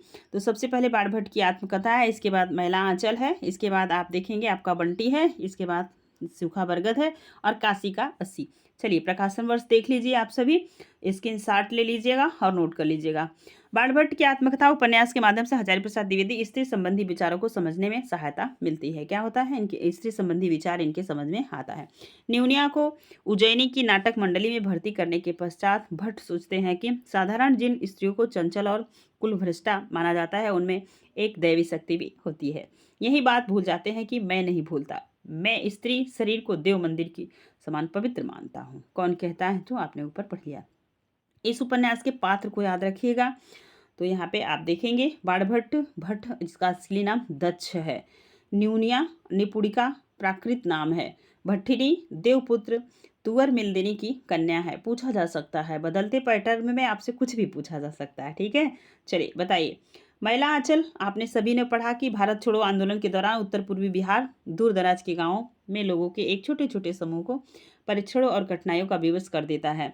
यह सच्चे अर्थों में एक क्षेत्रीय उपन्यास है क्योंकि इसमें ग्रामीण लोगों की बोली, जीवन शैली, अंधविश्वासों, मान्यताओं, त्योहारों और संस्कृतियों के माध्यम से स्थानीय रंग परीक्षित होते हैं। पात्र क्षेत्र के लिए उपयुक्त हैं और वे क्षेत्रीय विशेषताओं द्वारा निर्देशित होते हैं। तो ये जो है कि उसका महिला आंचल का भूमिका, और मान सकते हैं भूमिका नहीं तो उसका केंद्र बिंदु क्या है, यही आपकी समझ बताया जा रहा है। आपका बंटी तलाकशुदा दंपति के बारे में है, जिसमें उसके संतान दोनों पति पत्नी के बीच फंसते हैं। पति भी दूसरी शादी करता है, पत्नी भी दूसरी शादी कर लेती है और एक बच्चा बचता है बंटी। ठीक है, यही इर्द गिर्द कहानी मनोवैज्ञानिक तरीके से विवश कर देता है। बहुत अच्छा उपन्यास है, समय निकाल के आप जरूर पढ़िए। ये रहा आपके समझ सूखा बरगद, इसको पढ़ लीजिए। उपन्यास में मुस्लिम समाज मानसिक द्वंद्व को व्यक्त किया गया है। उपन्यास की कहानी भोपाल के एक शिक्षित मुस्लिम परिवार पर आधारित है। तो सूखा बरगद में किस शहर का नाम है? भोपाल है, क्योंकि शहरों को भी मिलान करने के लिए आता है प्रश्न। जिसके सदस्यों के माध्यम से देश में अल्पसंख्यक समुदाय को पेश आने वाली समस्याओं का चित्रण किया गया है। बरगद के पेड़ के माध्यम से लेखक ने सुहेल की मनोदशा में पुरानी याद और वर्तमान के अभ्यास का वैषम्य को बहुत संवेदना से व्यक्त किया है। जिस हिंदुस्तान को वह हरे भरे बरगद के रूप में देखता था, वह वही बरगद का पेड़ है। ठीक है, पेड़ प्रेमी रूप जल के अभाव में सूख जाता है। अब देखेंगे 80 काशी का 80 उपन्यास वास्तविक लोगों और उनकी वास्तविक बातचीत का जोड़ा है। उपन्यास की कहानी राम जन्मभूमि आंदोलन मंडल आयोग के कार्यान्वयन घटनाओं से 1900 से 1998 की घटनाओं के इर्द गिर्द बुनी गई है। यह एक व्यंग्यात्मक कृति है जो तत्कालिक प्रशासन पर सीधे व्यंग्य करती है। क्या करती है? सीधे। शक्तिशाली हो, विजयी बनो, या आह्वान कमायनी के किस सर्ग में है? तो सबको पता है कहाँ से है, तो श्रद्धा सर्ग से है। और बहुत बार लज्जा सर्ग की पंक्तियाँ पूछी जाती हैं। देखिए, फटाक से कमायनी के बारे में अब विशेष जानकारी है। शक्तिशाली हो, विजयिनी बनो, यह आह्वान कमायनी के श्रद्धा सर्ग में मिलता है। कमायनी का अर्थ होता है काम गोत्र। कमायनी में कुल 15 सर्ग हैं। काम की पुत्री होने के कारण श्रद्धा का दूसरा नाम कमायनी है। नेक्स्ट देखेंगे, कमायनी महाकाव्य में कौन कौन से रस हैं ये भी जान लीजिए। कमायनी में शांत रस, श्रृंगार रस, वीर रस का प्रयोग प्रसाद जी के कमायनी में मिलता है। और प्रसाद जी इस रचना को करने के लिए मंगला पारितोषिक पुरस्कार पाए हैं। जैसे आचार्य रामचंद्र शुक्ल ने कविता और जो है कि चिंतामणि भाग 1 को पाया था, इनको भी मंगला पारितोषिक पुरस्कार मिला है, पाए हुए थे। ठीक है, कमायनी श्रद्धा सर्ग में श्रद्धा और मनु के संवाद है। एक दिन जब मनु विचारों में लीन थे, तभी अचानक एक सुंदर संपन्न स्त्री उनके सम्मुख आकर पूछा कि जिन्हिन प्रदेश में अपनी रुचि बिखेरने वाले तुम कौन हो? निग्रो वाली चिकने चर्म खंडों से ढका हुआ वह स्त्री का अर्धनग्न शरीर था, क्योंकि वो घूमने आई हुई थी। प्रतीत होता था जैसे काले बादलों के वन में बिजली के फूल खिल उठते हैं। वह गांधार प्रदेश की रहने वाली श्रद्धा थी। कामायनी हिंदी का एक महाकाव्य है। क्या है? तो महाकाव्य है। इसके रचयिता जयशंकर प्रसाद हैं। आधुनिक छायावादियों की सर्वोत्तम और प्रतिनिधि हिंदी महाकाव्य है। प्रसाद जी की यह अंतिम रचना मानी। जैसे आपने देखा मुंशी प्रेमचंद जी का कौन सा उपन्यास है? अंतिम उपन्यास जो है कि गोदान है, और अंतिम कहानी इनकी कफन है। वैसे ही इनकी पूछी जाएगी तो आप बताएंगे कौन सी है अंतिम? तो बताएंगे कामायनी, क्योंकि इस तरीके से वो लिखी भी गई है ना, तो ध्यान दीजिएगा। परंतु इसका प्रेरणा 7-8 वर्ष पूर्व प्रारंभ हो गया था। चिंता से प्रारंभ होकर आनंद तक 15 सर्गों के इस महाकाव्य में मानव मन की विविध अंतर्वृत्तियों का क्रमिक उन्मूलन तथा कौशल से किया गया है। मानव सृष्टि के आदि से अब तक के जीवन में मनोवैज्ञानिक और सांस्कृतिक विकास इतिहास स्पष्ट होता है। कैसे कैसे व्यक्ति सोचता है, जब पढ़ेंगे तो खुद ही समझ में आता है। निम्नलिखित में से यह कथन काव्य शब्दों डयम गुणालंकार संस्कृतियों शब्दार्यो वर्तते किसका है? तो यह वामन का है। और यह पूछा गया है भारतीय काव्यशास्त्र से। यह प्रश्न याद रखेंगे, ध्यान दीजिए। काव्य शब्दों अयम गुणालंकार संस्कृतो शब्दार्थ यो वर्तते कथम वामन का है। और वामन कब के हैं? तो 9वीं सदी के मिलान वाला प्रश्न बनता है। यह अलंकार शास्त्री है। ठीक है, अब देखेंगे रीति संप्रदाय इन्हीं का है। यहीं से आपके हिंदी साहित्य में आता है। आप देखेंगे जब समीक्षा करते हैं आचार्य रामचंद्र शुक्ल ने, उन्होंने स्पष्ट बताया है कि वामन से इन्होंने बहुत सारी चीज़ें लिए हुए हैं। तो रीतिकाल हिंदी में पूछा जाएगा तो वामन से ज़्यादा प्रभावित है। काव्य शास्त्र का दर्शन निर्माण का प्रथम प्रयास है। सूत्र रूप में इसमें 5 अधिकरण है। प्रत्येक अधिकरण अध्यायों में विभक्त है। इस ग्रंथ में कुल 12 अध्याय हैं। स्वयं वामन इन्होंने ही इस कविप्रिया नामक वृत्ति लिखी है। कविप्रिया, ठीक है। आचार्य भामा भरत मुनि के बाद प्रथम आचार्य हैं जिन्होंने काव्यशास्त्र काव्यालंकार नामक ग्रंथ लिखा। इनकी बहुत प्रसिद्धि, यह कोटेशन पूछा जाता है, शब्दार्थों सहितो काव्यम। आचार्य मम्मट जी जानते हैं सभी कि मम्मट काव्यशास्त्र ग्रंथ प्रकाश के कारण प्रसिद्ध हुए। इनका कौन सा ग्रंथ है? तो आपने देख लिया, काव्य प्रकाश। अब देखेंगे काव्य प्रकाश के कुल 6 प्रयोजनों का उल्लेख इन्होंने किया है। प्रयोजन, मनोदृश्य, मंदो अपि न वर्तते, यह कथनानुसार कोई मूर्ख व्यक्ति भी किसी लाभ के बिना अर्थात प्रयोजन विशेष को लक्ष्य किए बिना किसी कार्य में प्रवृत्त नहीं होता है। कोई मंदबुद्धि भी छोटे से छोटे कार्य को प्रयोजन के बिना नहीं करता। तो पहले तैयारी जिसे कहते हैं क्योंकि जब तक कर्ता को विषय प्रयोजन संबंध अधिकार आदि का ज्ञान नहीं होता तब तक अनुबंध चतुष्ट ज्ञान के बिना कर्ता की कार्य में प्रवृत्ति नहीं होती। नेक्स्ट प्रश्न है, उत्तर प्रदेश सरकार 31 जुलाई 1947 को गठित देवनागरी लिपि सुधार समिति के अध्यक्ष कौन था? तो ये बहुत बार पूछा जाता है। आचार्य नरेंद्र देव। उत्तर प्रदेश सरकार 31 जुलाई 1947 ईस्वी को गठित देवनागरी लिपि सुधार समिति के अध्यक्ष आचार्य नंद देव हैं। आचार्य नंद देव 1889 से 56 तक भारत के विषम स्वतंत्र सेनानी और पत्रकार, साहित्यकार, शिक्षाविद थे। कांग्रेस समाजवादी दल के प्रमुख सिद्धांतकार थे। देवनागरी लिपि के सुधार व विकास के लिए इन्होंने कार्य किया था। 1947 में पूरा पढ़िए नरेंद्र देव के बारे में। अध्यक्षता में गठित एक समिति 12 खड़ी मात्रा व्यवस्था अनुस्वार अनुनासिक संबंधी सुझाव है। अ की 12 खड़ी भ्रामक है, मात्रा यथावस्थान पे रहे परंतु उन्हें थोड़ा दाहिनी ओर लिखा जाए और अनुस्वार व पंचमाक्षर बिंदी से काम चला लिया जाए। दो तरीकों से लिखे जाने वाले अक्षर जैसे अ, झ, न, भ, ल को स्वीकार किया जाए। जैसे आप देखेंगे मराठी में झ अजीब ढंग का लिखा होता है। संयुक्त वर्ग में छ, त्र, ज्ञ, स्र को वर्णमाला में स्थान दिया जाए, जबकि देवनागरी लिपि की सुधार समिति की स्थापना 1935 ईस्वी में हो गई थी। काका कालेलकर की अध्यक्षता में हुई थी। इन्होंने हिंदी साहित्य सम्मेलन में हिंदी, मराठी, गुजराती के लिए एक ही लिपि बनाने का दिशा में कुछ सुझाव दिया था, ये आप जानते हैं। आगे देखेंगे डॉक्टर गोरखनाथ ने मात्राओं को व्यंजन के बाद दाहिनी तरफ लिखने का प्रस्ताव दिया था। डॉक्टर सुमिति कुमार चटर्जी ने कतिपय परिवर्तन के साथ देवनागरी लिपि के स्थान पर रोमन को स्वीकार किया था। यह व्याख्यायित प्रश्न है तो बहुत समय लगाने का कोई मतलब नहीं है और आप देखते रहिएगा। ननकपुर हाट जिक्र किस कहानी में आया? तो तीसरी कसम, मारे गए गुलफाम। ठीक है, तो ये रहा तीसरी कदम, मारे गए गुलफाम, जो है कि पढ़े भी होंगे आप, नहीं पढ़े तो भी चैनल पे है। कहानियाँ तो पूरी पढ़ ही लीजिए। कहानियाँ, निबंध, उपन्यास बड़े होते हैं, आप मत पढ़िए, लेकिन निबंध को पूरा पढ़िए, कहानी को पढ़िए। 21 कहानियाँ पूरा चैनल पे हैं, आप पढ़ सकते हैं। तीसरी कसम कहानी में फारबिसगंज का मेला, छत्तापुर, पचीरा, कुमड़ा गाँव, तगछिया गाँव, कजरी नदी, परमान नदी, ननकपुर आदि का जिक्र आया है। ध्यान से नोट कर लीजिएगा। अब आप देखेंगे फणीश्वरनाथ रेणुकृत तीसरी कथम उर्फ माले गए गुलफाम का प्रकाशन वर्ष 1956 ईस्वी में हुआ था। यह कहानी कहाँ संग्रहित है? ठुमरी कहानी संग्रह में संकलित है। इस कहानी के कुल 10 साल बाद 1966 ईस्वी में एक फिल्म फिल्माई गई थी, जिसे मैंने खुद देखा, यूट्यूब पे पड़ी हुई, आप भी देखिए। तीसरी कसम फिल्म रिलीज हुई। इस फिल्म के संवाददाता लेखक का काम रेणु जी ने किया था। फिल्म के निर्देशक कौन थे? यह प्रश्न आपसे पूछ सकता है। तो निर्देशक है वासु भट्टाचार्य और निर्माता है शैलेंद्र। इस फिल्म को 1967 में हिंदी फीचर फिल्म के लिए राष्ट्रीय फिल्म पुरस्कार भी प्राप्त हुआ था। तीसरी कसम, हीरामन ने कितनी कस्में खाई थी? 3। गाड़ी पर तस्करी का माल नहीं ला देंगे, चोरी बाजारी जिसे कहते हैं। बांस की लदनी नहीं करेंगे, अगवा पिछवा निकला रहता है तो परेशानी होती है। नौटंकी की, किसी नर्तकी को गाड़ी पे नहीं बैठाएंगे। लास्ट में यही कसम खाता है जब हीराबाई जाने लगती है स्टेशन पे मिलके। कहानी के पात्र में हीरामन नायक है, हीराबाई नायिका है। अन्य पात्र है पलटन दास, लालमोहन, धुन्नीराम, मुनीम। ठीक है, आप देखेंगे किस नंबर का प्रश्न है और अच्छा प्रश्न है, बताइए सभी लोग।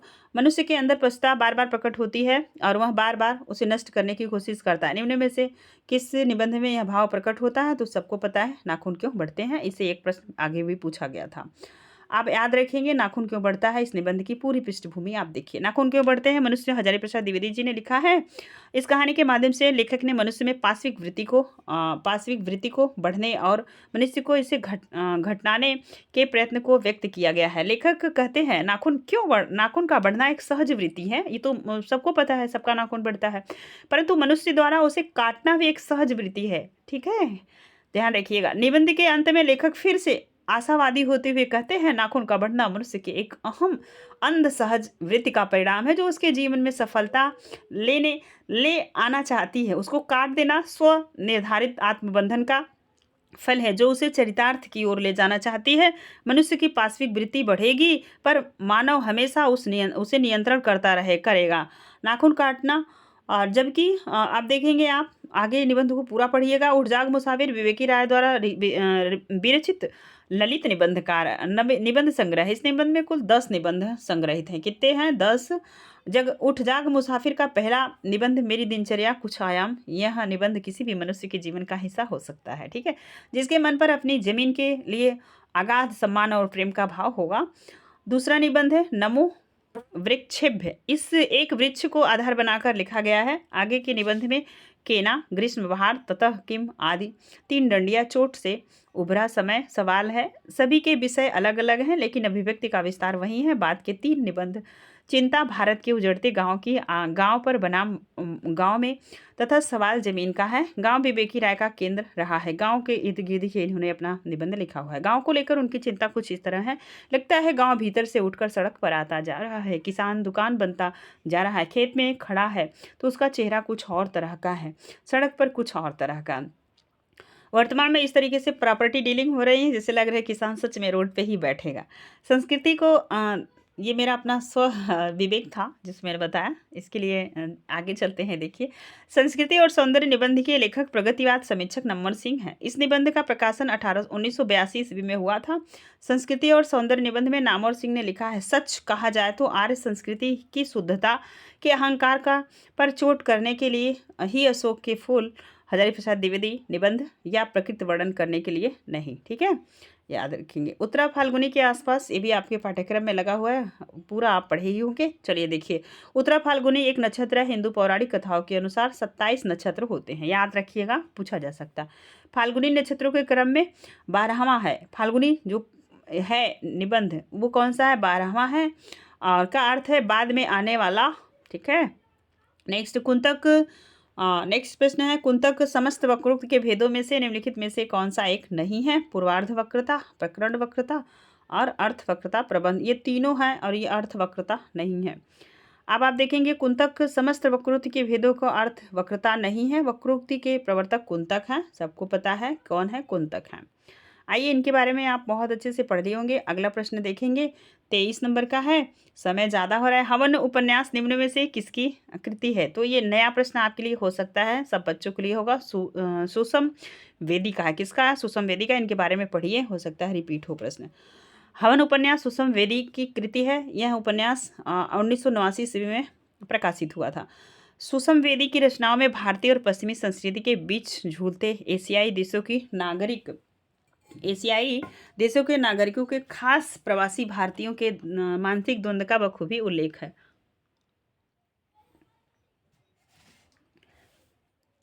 पाँच दिसंबर 2003 को हंस पत्रिका में उनकी कहानी गुनाहगार प्रकाशित हुई थी। हवन उपन्यास के माध्यम से सुषम जी ने प्रवासी भारतीयों के जीवन और उनका एवं उनके बच्चों का संघर्ष जो उनके वहाँ रहकर करना पड़ता है को बहुत सूक्ष्मता से इसमें उकेरने का कार्य किया है। उषा राजे सक्सेना प्रतिष्ठित कहानीकार के साथ साथ कविता, गजल जानते होंगे आप, निबंधों एवं समकालीन रपटों के लिए भी चर्चित है।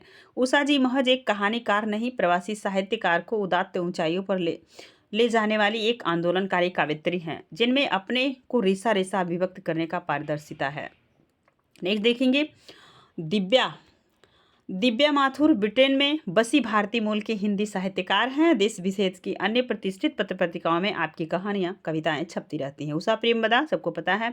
1907 ईस्वी में पद्म भूषण डॉक्टर माटुरी सत्यप्रकाश पुरस्कार से भी सम्मानित किया गया था, जा चुका है। स्त्री लेखन के समृद्ध और नए ऊंचाइयों को प्रदान करने वाली इनका विशेष योगदान है। आपके अधिकांश लेखन नारी विमर्श पर है आधारित है। विकल्प में दिए गए साहित्यकारों को उनकी रचनाओं के साथ सुमेलित करना है और वर्ष के साथ। अब आप देखेंगे कुछ उनकी रचनाएं हैं सुषम वेदी की, क्योंकि यह नया प्रश्न आपकी समझ रहा तो आप याद रखिएगा, ठीक है। चलिए देखते हैं सुषम वेदी को। और लोटना इनकी है, 1992 में प्रकाशित हुआ था। आप देखेंगे नवभूमि का रस कथा 2000, गाथा अमरवेला 1999, इतर 97, मैंने नाता तोड़ा 2009, मोर्चे 2006, पानी केरा बुदबुदा 2009, 2011 और कतरा दर कतरा, ठीक है, 1994। आप देखेंगे 2017 का है, यह 2017 में है। पानी केरा बुदबुदा। आप देखेंगे इनके कुछ उषा राज सक्सेना के संग्रह, विश्वास की रजत सीपियां 1996, इंद्रधनुष की तलाश 1997, प्रवास में 2000 और मिट्टी की सुगंध 1999 ब्रिटिश के प्रवासी भारतीय उनके लेखकों की प्रथम कहानी संग्रह है। Divya Mathur make in India 2014, Modi ji वाला पंगा 2008, रेत का लिखा 1999, चंदन पानी 2007 में। आप देखेंगे नेक्स्ट देखेंगे उपन्यास है इनका शाम भर बातें 2015, दिल्ली विश्वविद्यालय के पाठ्यक्रम में है लगा हुआ, वर्तमान में आप पढ़ भी सकते हैं। उषा प्रेमबदा बचपन 55 खंबे लाल दीवारें 1961, रुकोगी नहीं राधिका 67, शेष यात्रा 84, अंतर्वेशी 2000, भया कबीर उदास 2017, नदी 2013। निम्नलिखित में से कौन सा अज्ञे द्वारा रचित कहानी नहीं है, तो यह पूछा जा रहा है। तो जयदोल भी है, शरणार्थी विपथगा, नदी का द्वीप नहीं है क्योंकि यह इनका उपन्यास है। नेक्स्ट देखेंगे नदी के द्वीप अंग्रेज जी द्वारा लिखा गया उपन्यास है। इस उपन्यास का प्रकाशन 1951 ईस्वी में हुआ था।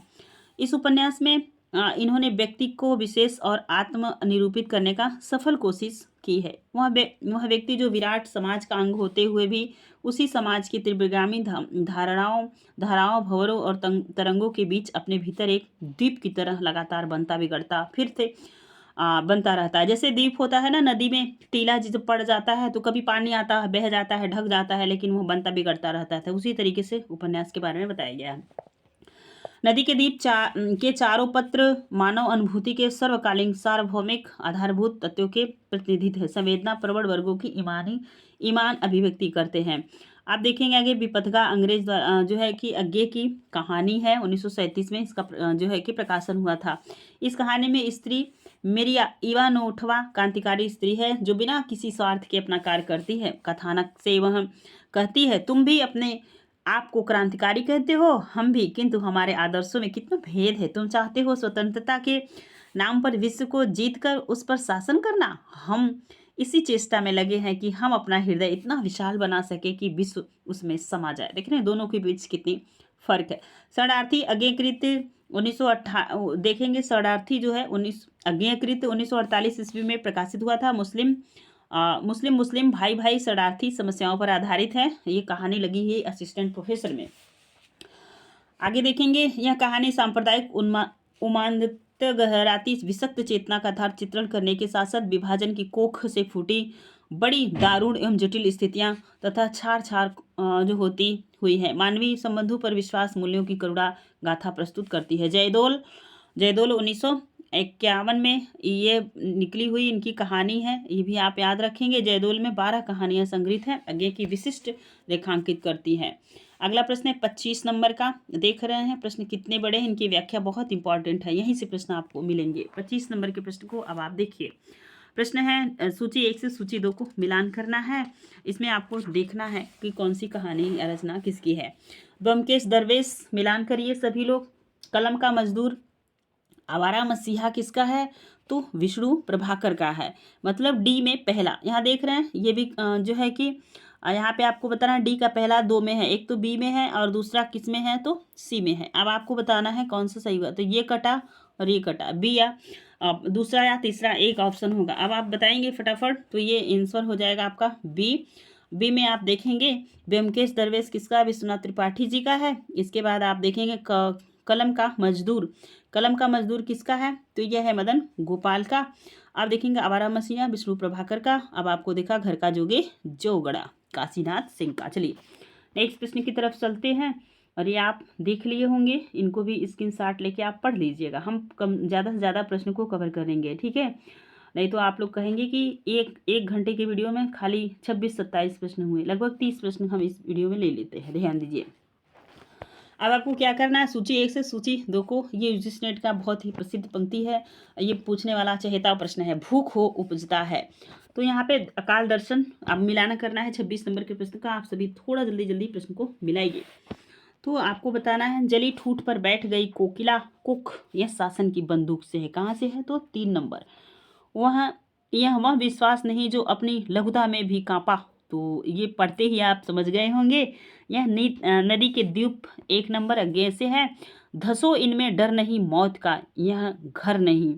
अब आप बताएंगे तो यह किसका है? सतपुड़ा के जंगल जब जंगल में घुसते हैं, क्या करते हैं? जंगल में घुसते हैं। भूख कौन उपजाता है? तो अकाल दर्शन का है, मतलब यहाँ पे 2 नंबर। तो 3 1 4 2, 3 1 4 2, ये रहा आपका ए ऑप्शन सही होगा। ठीक है, चलिए नेक्स्ट प्रश्न की तरफ चलेंगे।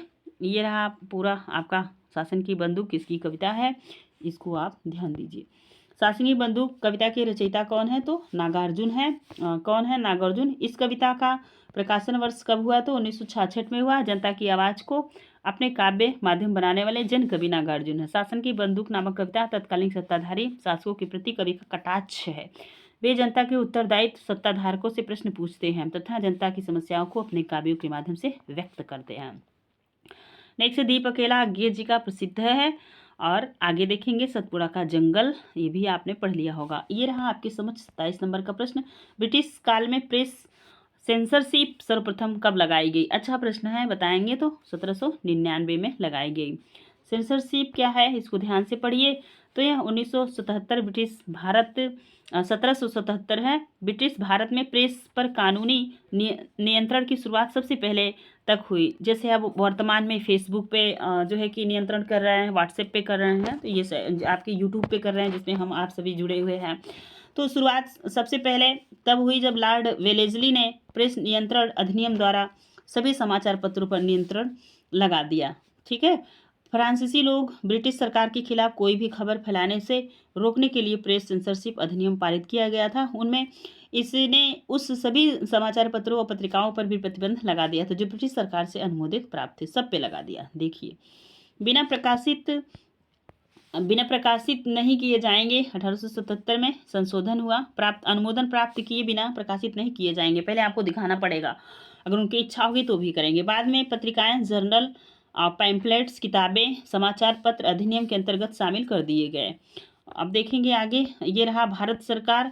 भारत में प्रेस के विकास का इतिहास द बंगाल गजट नामक अखबार के निर्माण से शुरू हुआ, जिसका प्रकाशन 1780 ईस्वी में जेम्स अगस्ट हिक्की ने शुरू किया था। अखबार को कलकत्ता जनरल एडवाइजर के नाम से भी जाना जाता है। देखेंगे कि सन 1818 में फ्रांसीसी हेस्टिंग के अध्यक्ष बनने के बाद सीमाएं आसान कर दी गई। लाइसेंस विनिमय अधिनियम बना कब? 1823 ईस्वी में एडम्स द्वारा पारित किया गया, जो उस समय गवर्नर जनरल थे। अधिनियम मुख्य रूप से उस समाचार पत्रों पर केंद्रित था जिसका संपादन भारतीयों द्वारा किया जाता था। नेक्स्ट है, संसार की कोई लिपि यदि सर्वाधिक पूर्ण है तो वह एकमात्र देवनागरी लिपि है। कथन किसका है? तो बताइए। कथन है आइजक पिटमैन का। सी ऑप्शन आपका सही होगा। आप देखेंगे आइजक पिटमैन का अंग्रेजी भाषा के शिक्षक थे। कैसे थे? तो इनसे दोबारा भी प्रश्न बन सकता है, क्योंकि ये सब नए प्रश्न यूजीसी में रिपीटेड प्रश्न नहीं है। जो अंग्रेजी भाषा के लिए वर्तनी सुधार के आजीवन समर्थक रहे, उन्होंने अपने जीवन काल में के दौरान वर्तनी सुधार पर कई पुस्तकें तैयार की। उनका आदर्श वाक्य था, समय बचाया गया जीवन जीता है। समय बचाया गया जीवन जीता है। इस सन 1844 ईस्वी में उन्होंने फोनोटाइपी प्रकाशित की थी, जो वर्तनी सुधार पर उनका प्रमुख कार्य है। 1845 ईस्वी में अंग्रेजी फोनोटाइपिस्ट वर्णमाला का पहला संस्करण प्रकाशित हुआ था, याद रखेंगे। अगला प्रश्न देखेंगे, हिंदुई को किसने हिंदुस्तान के रोमांस की भाषा कही? तो गारसा द तासी ने। तासी जो प्रथम हिंदी के ग्रंथ लिखे थे फ्रेंच भाषा में, वही तासी है। इनका जन्म फ्रांस में हुआ था। हिंदी हिंदुई तथा उर्दू हिंदुस्तानी साहित्य का इतिहास लिखा। इस्तवार द लालेतुतर हिंदुई हिंदुस्तानी ग्रंथ इन्हीं का लिखा हुआ है। इनका पहला संस्करण 2 भागों में था। 2 भागों में कौन कौन? तो 1839 1847 में प्रकाशित। दूसरा परिवर्धित संस्करण 3 भागों में आया। तो देखेंगे 1870 से 71 में प्रकाशित हुआ। इन्होंने अपनी रचना में केवल उर्दू के कवियों को स्थान दिया। ठीक है, इन्होंने कवियों को स्थान तो दिया परंतु कालक्रम नहीं दिया। ठीक है, कालक्रम नहीं दिया, याद रखेंगे, विभाजन नहीं किया है। नेक्स्ट ग्रियर्सन, यही ग्रियर्सन है जिन्होंने अब यहाँ पे सुधार करने का प्रयास किया। ग्रियर्सन की ख्याति का प्रधान है लिंग्विस्टिक ऑफ सर्वे इंडिया 1885। प्राच्य विद्या विशारदों की अंतर्राष्ट्रीय कांग्रेस वियना अधिवेशन में भारतवर्ष के भाषा सर्वेक्षण की आवश्यकता का अनुभव करते हुए भारतीय सरकार का ध्यान आकृष्ट किया।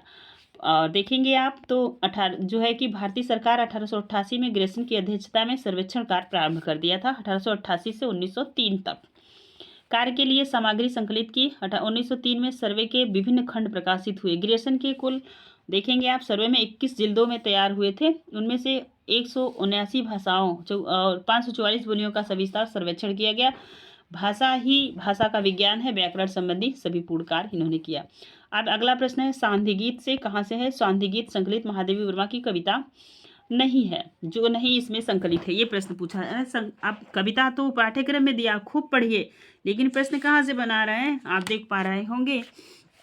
तो कौन से संकलित नहीं है, किसमें, सांध्य गीत में। अब आपको बताना है कौन कौन सा है। तो ये भी है, मैं बीन भी हूँ, तुम्हारी रागिनी भी हूँ, और आगे देखेंगे, और ये भी है जो कि मधुर मधुर मेरे दीप जला, इसके बाद देखेंगे, और फिर विकल्प मेरे प्राण। तो ए सी डी कौन कौन से है। तो ए सी ए डी ई, ठीक है। ये डी नहीं है, निश्वासों का ईड है, ए डी है, ये नहीं है। तो ए सी और डी आपका ए ऑप्शन सही होगा। चलिए आगे देख लीजिए, आप व्याख्या को खूब अच्छे से पढ़ लीजिएगा, क्लियर भी है। स्क्रीनशॉट लेके यहाँ से स्क्रीनशॉट ले लीजिए और इन्हें आप खूब अच्छे से पढ़ लीजिएगा, है ना। बाकी चीज़ तो आपने पहले से पढ़ रखी होगी। अब इनकी रचनाओं को एक बार नज़र देखिएगा। निहार है 30 में, रश्मि है 32 में, नीरजा है 35 में, सांध्य गीत है 36 में। यहाँ से प्रश्न भी बनता रहता है, ठीक है। 42 में है। और सप्तपड़ा इनका अनुवादित है, कैसा है अनुवादित है। तो यहाँ पे हिमालय है 63 में, और असपड़ा है, प्रथम आयाम है, अग्निरेखा है। गद्य कृतियाँ अतीत के चलचित्र, श्रृंखला की कड़ियाँ, नारी विषयक सामाजिक निबंध, स्मृति की रेखाएं, पद के साथी, जिसमें 15 साथियों का वर्णन इन्होंने किया है। साहित्यकार की आस्था, कल्पित। और नैतिकता समझ लो, ये है 30 नंबर का प्रश्न है। नैतिकता समझ लो कि यही चौकी है, एक कोने में पड़ी है, सभा सोसाइटी के वक्त इस पर चादर बिछा दी जाती है। राग दरबारी उपन्यास में यह कथन कौन सा पात्र कहता है। तो यह जो है कि यूजीसी द्वारा हटाया गया प्रश्न था, तो इसे आप याद रखेंगे। इसका सामान्य नंबर सबको मिला है, ठीक है। चलिए गलत ढंग से पूछा गया था। ये रहा 32 नंबर का प्रश्न है। प्रथम प्रकाशन के अनुसार आपको बताना है, क्रम लगाना है। तो ये सभी रचनाएं आपको पता है कि आपने बहुत बार पढ़ लिया होगा। रसवंती, सबसे पहले रसवंती आएगा 1939 में। तो रसवंती सबसे पहले किसमें है, डी है इसी में, बाकी में इसमें भी डी है। तो ई, डी के बाद ई आएगा कुरुक्षेत्र। तो कुरुक्षेत्र का प्रकाशन आप सभी जानते हैं 1946 है, इसका 39 है। तो ऐसे भी आप कर सकते थे। यह प्रश्न इजी प्रश्न है, ठीक है। चलिए आप इसका स्क्रीनशॉट ले लीजिएगा और आप इनको देख लीजिएगा, ठीक है। चलिए, और हाँ जो है कि अब आपको दिनकर के बारे में जो प्रसिद्ध साहित्यकार कुछ बोले हैं उनको आप नोट कर लीजिए। दिनकर जी हिंदी भाषियों के बीच हिंदी के कवि हैं। प्रसाद जी क्या कहते हैं, मतलब हजारी प्रसाद द्विवेदी जी क्या कहते हैं, सभी कवियों में सबसे ज़्यादा लोकप्रिय, अपनी मातृभाषा से प्रेम करने वाले प्रतीक थे। हरिवंश राय बच्चन क्या कहते हैं, दिनकर जी को एक नहीं बल्कि गद्य पद्य भाषा और हिंदी सेवा के लिए अलग अलग 4 ज्ञानपीठ पुरस्कार दिए जाने चाहिए। रामवृक्ष वेणु जी क्या कहते हैं, दिनकर जी ने देश में क्रांतिकारी आंदोलन को स्वर दिया है। नामवर सिंह कहते हैं दिनकर जी अपने युग के सचमुच सूर्य थे। राजेंद्र यादव कहते हैं दिनकर की रचनाएं प्रेरित करने वाली हैं। काशीनाथ सिंह कहते हैं दिनकर की राष्ट्रवादी और समाजवादी विरोधी कवि थे। अब आपको इनकी रचनाओं का स्क्रीनशॉट लेके रख लेना है। बापू 47, इतिहास के आंसू, धूप और धुआं, मिर्च और मजा, रस्म रती, दिल्ली, नीम के पत्ते, नीलम कुसुम, सूरज का ब्याह, चक्रवाल, कविश्री, दोनों नई होंगी, सीपी और शंख, नए शुभ साबित, लोकप्रिय, दिनकर, उर्वशी, परशुराम की प्रतीक्षा, और आत्मा की आंखें, कोयल और कवित्व, मिट्टी और तिलक, दिनकर की शक्तियाँ, हारे को हरिनाम, और संचयिता, दिनकर की गति, रश्मि लोक। अब 35 नंबर का प्रश्न, अच्छा प्रश्न है, चलिए उत्तर दीजिए। उत्तर आधुनिकता की प्रवृत्ति मानी जाती है। यह प्रश्न बहुत इंपॉर्टेंट है और यहाँ से आपको बताना है, ठीक है। संस्थानिक शैथिल्य तथा सर्वसत्तावाद के स्थान पर बहुलता को प्रोत्साहन, हाशिए के लोगों को, ये देखना, हाशियों के लोगों का अधिकार का समर्थन, महावृत्तांत समर्थन, साहित्य में विचारवाद, अभिखंडनवाद की प्रतिष्ठा, कृति को अखंडता में देखने की प्रवृत्ति का समर्थन। कौन सा ऑप्शन आपका सही होगा। तो ए भी सही है। अब आप देखेंगे ए भी सही है, बी भी सही है और डी भी सही है। अब आप इनको ध्यान से पढ़िए। उत्तर आधुनिकतावाद प्रवृत्ति मानी जाती है। सांस्थानिक, सौवेल्य, और ये तो आपने 3 देख लिया। अब आप थोड़ा सा ध्यान देके इनको पढ़िए। उत्तराधुनिकतावाद एक संश्लेषणात्मक सिद्धांत है। कुछ वर्षों से लगभग सभी विषयों पे उत्तराधुनिकतावाद का अध्ययन किया जा रहा है। उत्तराधुनिकतावाद स्थानीय स्तर पर छोटे छोटे विचारों को संश्लेषण करने का प्रयास करती है। अब उत्तराधुनिकतावाद क्या करती है, इसकी विशेषता देखेंगे। उत्तराधुनिकतावाद का संबंध पूंजीवाद जीवन से है, जिसका उद्देश्य आधुनिकता के तथ्यों पर सिद्धांतों को नष्ट करना। उत्तराधुनिकतावाद के वह रंग है जिसे किसी भी वस्तु पर लगाया जा सकता है। उत्तराधुनिकता जहाँ एक फैशन की तरह है, वहीं दूसरी ओर एक श्रम जाल है जिसमें फंसकर व्यक्ति कहीं का नहीं रहता। उत्तराधुनिकतावाद आप वर्तमान में भी देख रहे होंगे, दिल्ली, मुंबई। तो उत्तराधुनिकतावाद उन समस्त परंपराओं सिद्धांतों का खंडन करती है जो भव्य और विशाल कहे जाते हैं। यह सोपानी विचारधारा का खंडन करती है, जिसका मत है कि संस्कृति और संस्कृति है जिसका वर्गीकरण नहीं किया जा सकता। इसके दृष्टिकोण से अभिजात और मध्यम वर्गीय संस्कृति अभिव्यक्ति का संस्कृति के समकक्ष है। तो ये रहा उत्तर आधुनिकता। 34 नंबर का प्रश्न है, आपको मिलान करना है, ये भी अच्छा प्रश्न है। तो अंधा युग का पात्र कौन सा है, तो युजुत्सु अंधा युग का है। और आप देखेंगे 1 करोड़ द्रोणाचार्य का लीला है, और कमला किसकी पात्र है, तो चंद्रगुप्त की। अब ये 2 प्रश्न यदि आप सही कर लिए तो आप इस प्रश्न का भी उत्तर बहुत अच्छे से कर जाएंगे, है ना। चलिए ध्यान दीजिए, यहाँ पे आंसर क्या होगा आपका, चौथा होगा। तो ये रहा, ये आपकी समझ, ठीक है। तो डी ऑप्शन आपका सही होगा। मिलान वाला प्रश्न इजी होता है, आप मिलान कर लीजिए और इसे स्क्रीनशॉट लेके आप पढ़ लीजिए, क्योंकि थोड़े थोड़े आप सब चीज़ों को पढ़ चुके होंगे। बस आपको प्रश्न देखना है, उसकी व्याख्या, जो नए प्रश्न है उन्हीं की व्याख्या देखेंगे। आप देखेंगे आपका 35 नंबर का प्रश्न है। कौन सा प्रश्न है 35 नंबर का, निम्नलिखित में से किस चित्र का संबंध चंद्रगुप्त नाटक से नहीं है। तो कौन सा ऐसा है जिसका नहीं, तो जयमाला नहीं है। जयमाला कहाँ से है, तो चंद्रगुप्त की है। तो यहाँ पे पूछा जा रहा है चंद्रगुप्त नाटक के किससे नहीं है, तो जयमाला का चंद्रगुप्त से नहीं है, स्कंदगुप्त से है, ठीक है। चलिए ये रहा आपका 35 नंबर का प्रश्न, और इनके ये रहे सारे स्त्री पात्र और पुरुष पात्र। अब स्कंदगुप्त के भी पात्र आप देख लीजिए, और आप जानते भी होंगे, आपने पूरा पढ़ा भी होगा, ठीक है। चलिए नेक्स्ट 36 नंबर का प्रश्न है। ये रहा 36 नंबर का प्रश्न आपके समक्ष, और यहाँ पे भी मिलान वाला ही प्रश्न आपके समक्ष बना हुआ है, ध्यान दीजिए। तो आप देखेंगे बारिश में भीगते बच्चे, ये है रामदरस मिश्र जी का दूसरा नंबर, तो मतलब ये आपका सही होगा। यहाँ पे देख रहे हैं ये 2 ऑप्शन अपने आप कट गया। अब आपको देखना है आगे, तो बी हवा में हस्ताक्षर किसका है, तो ये है कैलाश वाजपेयी जी का। और बेहतर दुनिया के लिए किसका है, तो ये है विश्वनाथ त्रिपाठी का। अब इसके बाद आप देखेंगे कविता में औरत अनामिका, तो एक ही औरत है, तो वैसे औरत से औरत को मिला लेंगे तो भी प्रश्न बन जाएगा। अगला प्रश्न है आपके समक्ष, आप इन्हें विश्वनाथ त्रिपाठी को भी अच्छे से, अनामिका को भी आपने पढ़ा होगा। बालकृष्ण भट्ट, ध्यान रखेंगे, नवीन में ने किस पत्रिका का संपादन किया, तो प्रभा का। इजी प्रश्न है। बालकृष्ण शर्मा के बारे में आप पहले से पढ़े होंगे, स्त्री दर्पण, दैनिक समाचार पत्र, ये भी। कर्मवीर पत्रिका का प्रथम प्रकाशन 17 जनवरी 1920 को हुआ था जबलपुर से, और माखनलाल चतुर्वेदी इसके अध्यक्ष या संपादक रहे, ठीक है। जबलपुर से निकलती थी, एमपी में पड़ता है, खंडवा। नेक्स्ट देखेंगे अंधा युग से हर बार प्रश्न बनता है, इसे भी आप नहीं पढ़े हो तो भी पढ़ लीजिए। अंधा युग नाटक के अंकों का शीर्षक बताना है। सबसे पहले कौरव नगरी है, तो बी किसमें है, तो ये देख रहे हैं सब में बी है, कौरव नगरी। इसके बाद अर्थसामा का अर्ध सत्य आता है, कहाँ आता है, तो गंधारी का साप। यहाँ पे आपको पशु का उदय, हाँ, ये सबसे पहले कौरव नगरी आएगी, फिर पशु का उदय आएगा, तो ये आपका बी ऑप्शन सही होगा। चलिए देख लीजिए, कौरव नगरी प्रथम अंक, पशु का उदय द्वितीय, अस्थमा का अर्ध स्थिति में गंधारी का साप देती है, इसके बाद विजय एक क्रमिक हत्या होती है। अब इसको भी थोड़ा सा इसके बारे में गहनता से पढ़िए, क्योंकि प्रश्न बनेगा। यह गीति नाट्य है, सबसे पहली बात। अश्वत्थामा, गांधारी, धृतराष्ट्र, कृतवर्मा, संजय, वृद्धयाचक, और प्रहरी 1, प्रहरी 2। प्रहरी 1 में व्यास, विदुर, युधिष्ठिर, कृपाचार्य, युत्सु, गूंगा भिखारी, और प्रहरी 2 में बलराम, कृष्ण। नेक्स्ट देखेंगे, यह एक गीत नाट्य है, क्या है, तो गीत नाट्य है, 4 दशक से भारत के प्रत्येक भाषा में मंचित हो रहा है।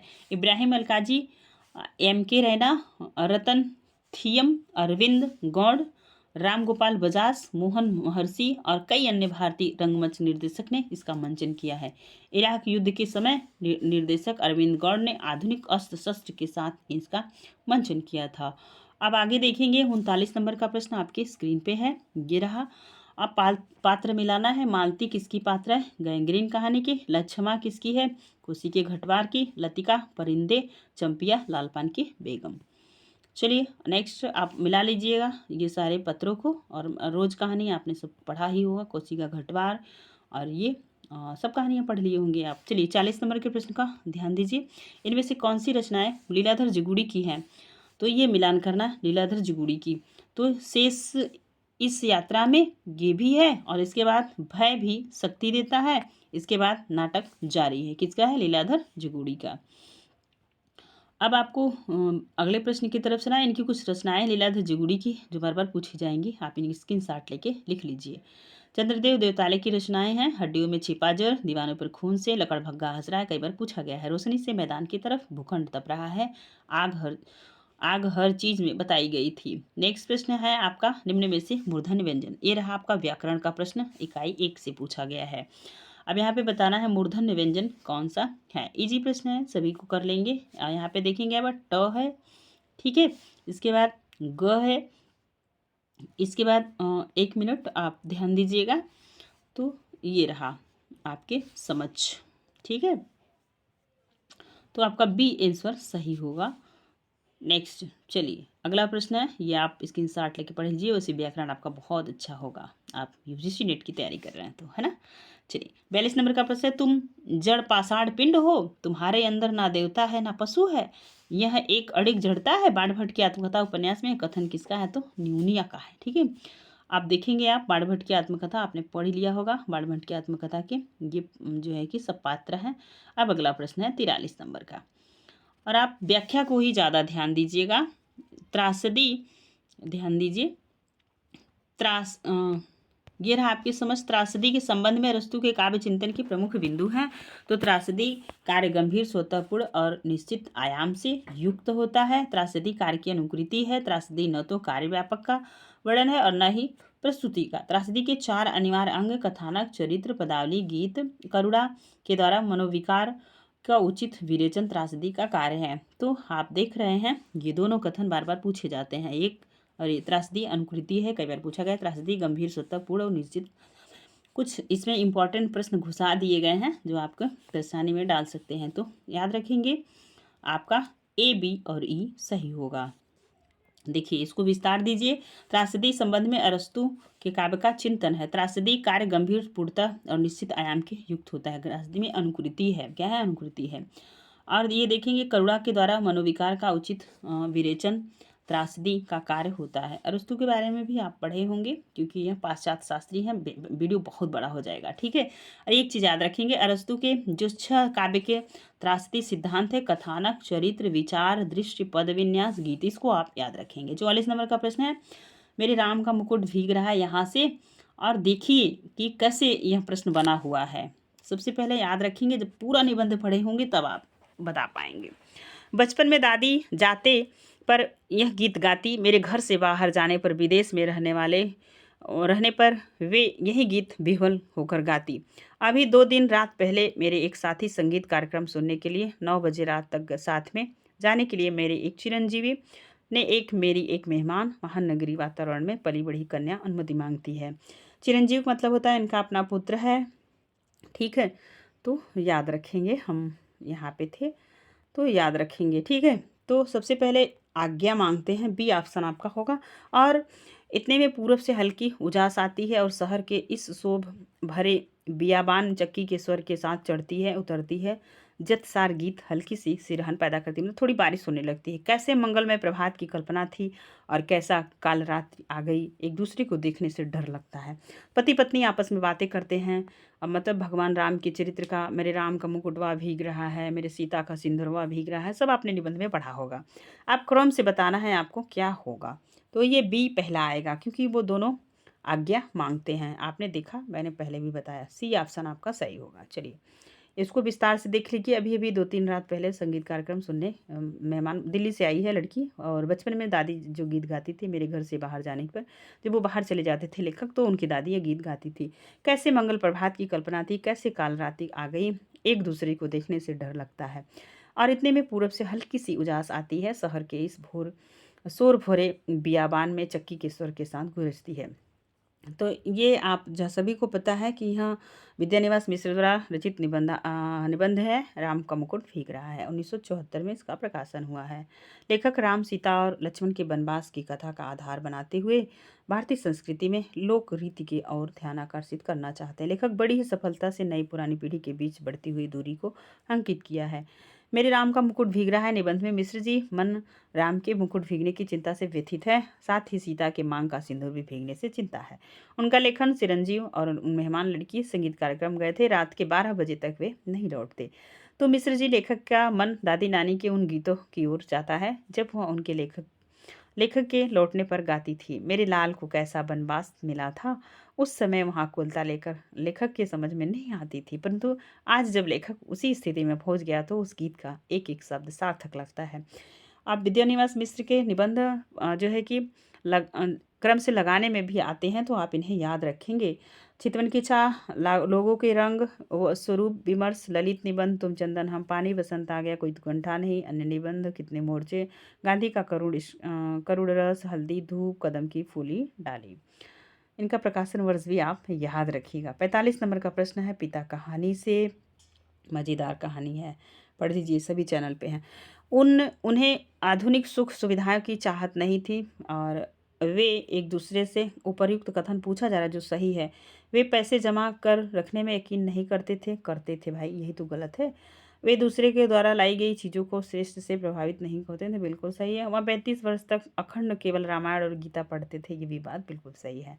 तो आप देखेंगे ए और सी जिसमें है वही ऑप्शन होगा। ये भी देखो, ए भी ए सी है इसमें और ए सी है इसमें, तो यहाँ पे आपका 2 ऑप्शन बनने की तैयारी में है, तो यहाँ पे आपका ऑप्शन ए सही होगा। ठीक है, चलिए, ये कहानी है, कहानी आपने पूरा पढ़ लिया होगा, लेकिन इनको पढ़ना थोड़ा सा ज़रूरी है। ठीक, तो 35 वर्ष से क्या पढ़े थे, गीता और रामायण। 1965 में कहानी का प्रकाशन हुआ है। ज्ञानरंजन की यह कहानी है। पिता कहानी ज्ञानरंजन की महत्वपूर्ण कहानियों में से एक है। इस कहानी में पुरानी और नई पीढ़ी के सोच में आए बदलाव का चित्रण है। पिता अपने पुत्र से पीढ़ी तारतम्यता नहीं बैठा पाते, वहीं पुत्र अपने पिता से पीढ़ियों को नहीं समझ पाता। ज्ञानरंजन साठोत्तरी पीढ़ी के श्रेष्ठ कहानीकारों में से एक है। साठोत्तरी पीढ़ी के 4 यार के रूप में प्रसिद्ध मंडली के 4 सदस्य में हैं रंजन, दूधनाथ सिंह, काशीनाथ सिंह, रविंद्रनाथ कालिया। तो प्रसिद्धि ज्ञानरंजन को ही मिली। नेक्स्ट देखेंगे, कहानी संग्रह इनका है फेंस के इधर उधर, यात्रा, सड़जीवी, सपना नहीं, घंट, बहिर्गम अनुभव, अमरूद का पेड़, छलांग, पिता, रचना। आगे देखेंगे, संस्मरण है इनका ज्ञानरंजन का, रंजन के बहाने, तारामंडल के नीचे, आवारा गर्द, कबाड़ खाना। नोट इनकी कहानियाँ कुल 25 हैं, सपना नहीं नाम में संकलित है, याद रखिएगा, अच्छा प्रश्न है। 46 नंबर का प्रश्न है,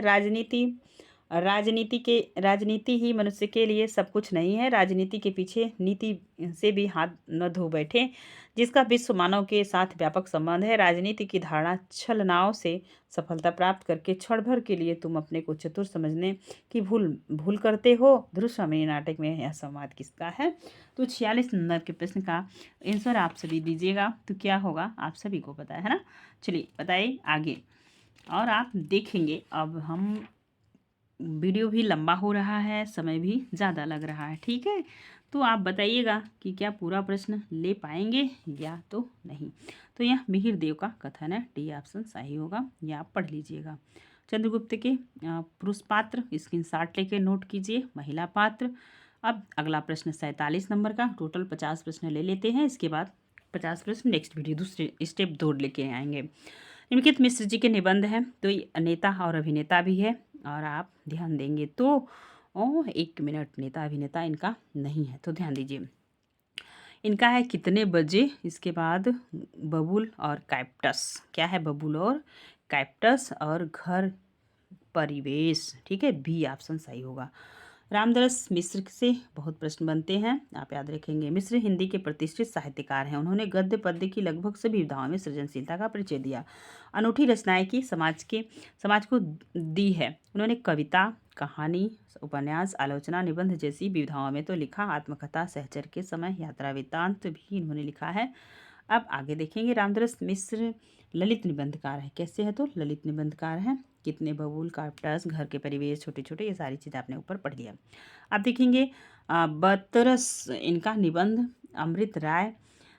आप देखेंगे बतरस किसका निबंध है, तो अमृत राय का है। अपने पिता प्रेमचंद की भांति कहानीकार, उपन्यासकार ये भी रहे। आपका विवाह सुभद्रा कुमारी चौहान की बेटी से हुआ, सुधा चौहान से कई बार पूछा गया प्रश्न है। तो आप देखेंगे इनका संयुक्त मोर्चा, सुबह का रंग, लालधर दी समीक्षा, नागफनी का देश, हाथी का दांत कई बार पूछा गया, अग्निशिखा, फांसी के तख्ते, कस्बे का एक दिन, गीली मिट्टी, कटघरे जंगल, सहचिंतित भटियाली, तुरंग और सारंग अमृत राय की प्रमुख कृतियां हैं। नेता अभिनेता तो ये है डॉक्टर बरसाने लाल चतुर्वेदी का। डॉक्टर बरसाने लाल चतुर्वेदी हिंदी के व्यंग्य और हास्य राष्ट्रीय तथा अंतर्राष्ट्रीय क्षेत्र में ख्याति प्राप्त कवि हैं। 40 ग्रंथ इनके हैं, इनके बारे में आप गूगल करके पढ़िएगा ढंग से, है ना, क्योंकि इनसे प्रश्न बनेंगे। ईश्वर को पाने का एकमात्र उपाय यह है कि उसे अपनी दृष्टि से देखा जाए और इस दृष्टि से एकात्मक स्थापित किया जाए। कथन किसका है, तो गांधी जी का। गांधी से भी प्रश्न बहुत बनते हैं। आइए गांधी जी को विस्तार से पढ़िए। आप देखेंगे कथन और तर्क में भी प्रश्न बनते हैं। उफनते तूफान को मात देना तो अधिक जोखिम उठाते हमें पूरी शक्ति के साथ आगे बढ़ना होगा। ऐसा जिए जैसे आपको कल मरना है और सीखें ऐसे जैसे आपको हमेशा जीवित रहना है। बहुत इंपॉर्टेंट कोटेशन है, नोट कर लीजिए। किसी भी स्वाभिमानी व्यक्ति के लिए सोने की बेड़ियाँ लोहे की बेड़ियों से कम कठोर नहीं होती। चुभन धातु में नहीं, बेड़ियों में होती है। गुलाब को उपदेश देने की आवश्यकता नहीं होती, वह तो केवल अपनी खुशबू बिखेरता है एवं उसकी खुशबू ही उसका संदेश है। गुलाब को बताने की ज़रूरत नहीं है। देखिए, निशस्त्र अहिंसा की शक्ति किसी भी परिस्थिति में सशस्त्र शक्ति सर्वश्रेष्ठ है और स्वतंत्रता एक जन्म की भांति है। जब तक हम पूर्णतः स्वतंत्र नहीं हो जाते तब तक परतंत्र ही रहेंगे। क्रूरता का उत्तर क्रूरता से देने का अर्थ अपने नैतिक और बौद्धिक पतन का स्वीकार करना है। कोई भी आपसे, गांधी जी का एक संदेश और है, कोई एक गाल पे चाटा मारे दूसरा का गाल आगे कर देना चाहिए, है ना। श्रद्धा का अर्थ है आत्मविश्वास और आत्मविश्वास का अर्थ है ईश्वर में विश्वास। जी चलिए, स्वयं को जानने का सर्वश्रेष्ठ तरीका है खुद को औरों की सेवा में लगा देना। भूल करने में पाप नहीं, लेकिन उसे छिपाने में सबसे बड़ा पाप है।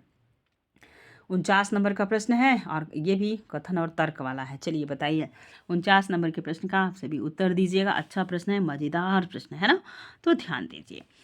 दंडी ने नैसर्गिक प्रतिभा, निर्मल शास्त्र ज्ञान और आनंद अभियोग अभ्यास को काव्य का हेतु माना। बिल्कुल सही बात है। नेक्स्ट देखेंगे आप, तो ये बात इनकी बिल्कुल सही है। ठीक है, चलिए आपको ध्यान देना है। दंडी ने नैसर्गिक प्रतिभा और निर्मल शास्त्र को काव्य का हेतु माना। मम्मट के अनुसार शक्ति, निपुणता और अभ्यास दोनों काव्य रचना हेतु हैं। बिल्कुल सही है, इनका ए ऑप्शन सही होगा। चलिए आप चलेंगे, इसके आप खूब स्क्रीनशॉट लेके ढंग से पढ़िएगा, है ना। तो चलिए नेक्स्ट अगले प्रश्न पे चलेंगे। उपन्यास के बारे में यह आज का अंतिम प्रश्न है। 50 नंबर का प्रश्न आपकी समझ मैंने रखा। वीडियो पसंद आएगा तो प्लीज़ लाइक शेयर कमेंट कीजिएगा। वर्तमान में जो परीक्षा हो रही है अभी दिसंबर 2023 में, उसके लिए रामबाण है यह वीडियो, आप ध्यान दीजिए। राग दरबारी उपन्यास में शब्द कीड़ा और श्लेष बिंबों का यथार्थ प्रयोग है। बाणभट्ट की आत्मकथा की भाषा अलंकारहीन और तत्सम रहित है। मैलांचल में भाषिक मस्खरेपन का नाटकीय प्रयोग है। शिखर एक जीवनी, बिंबों को दार्शनिक भाषिक छवियां हैं। झूठा सच की भाषा काव्यात्मक है। 50 नंबर के प्रश्न का उत्तर देने में आपकी हालत खराब हो जाएगी, है ना, तो ध्यान दीजिए। ए ऑप्शन, राग दरबारी उपन्यास में शब्द कीड़ा, श्लेष और बिंबों का यथार्थ प्रयोग हुआ है, व्यंग्यार्थ प्रयोग हुआ है। आप देखेंगे महिला आंचल के विषय में, तो ये भी बिल्कुल सही। अब नेक्स्ट देखेंगे आप, तो झूठा सच की भाषा काव्यात्मक है, ये भी बात सही। ये शिखर एक जीवनी, बिंबों का दार्शनिक चित्र है, तो वो जो है कि फांसी की ही चीज़ों को लेके आते हैं, तो ए ऑप्शन आपका सही होगा। आज के लिए रहे 50 प्रश्न। प्रश्नों की श्रृंखला आपको कैसी लगी और इसमें लगने की क्या बात है, परीक्षा में आए हुए प्रश्न, है ना। तो फिर मिलेंगे नेक्स्ट वीडियो में। वीडियो पसंद आएगा तो लाइक शेयर कमेंट जरूर कीजिए। अपने दोस्तों को जोड़िएगा। चैनल को थोड़ा सा आगे बढ़ाने में अपनी अहम भूमिका दीजिए, क्योंकि यह हिंदी का चैनल है, तो सदियों के लिए बना है और अच्छे से काम किया जाएगा। ठीक है, धन्यवाद।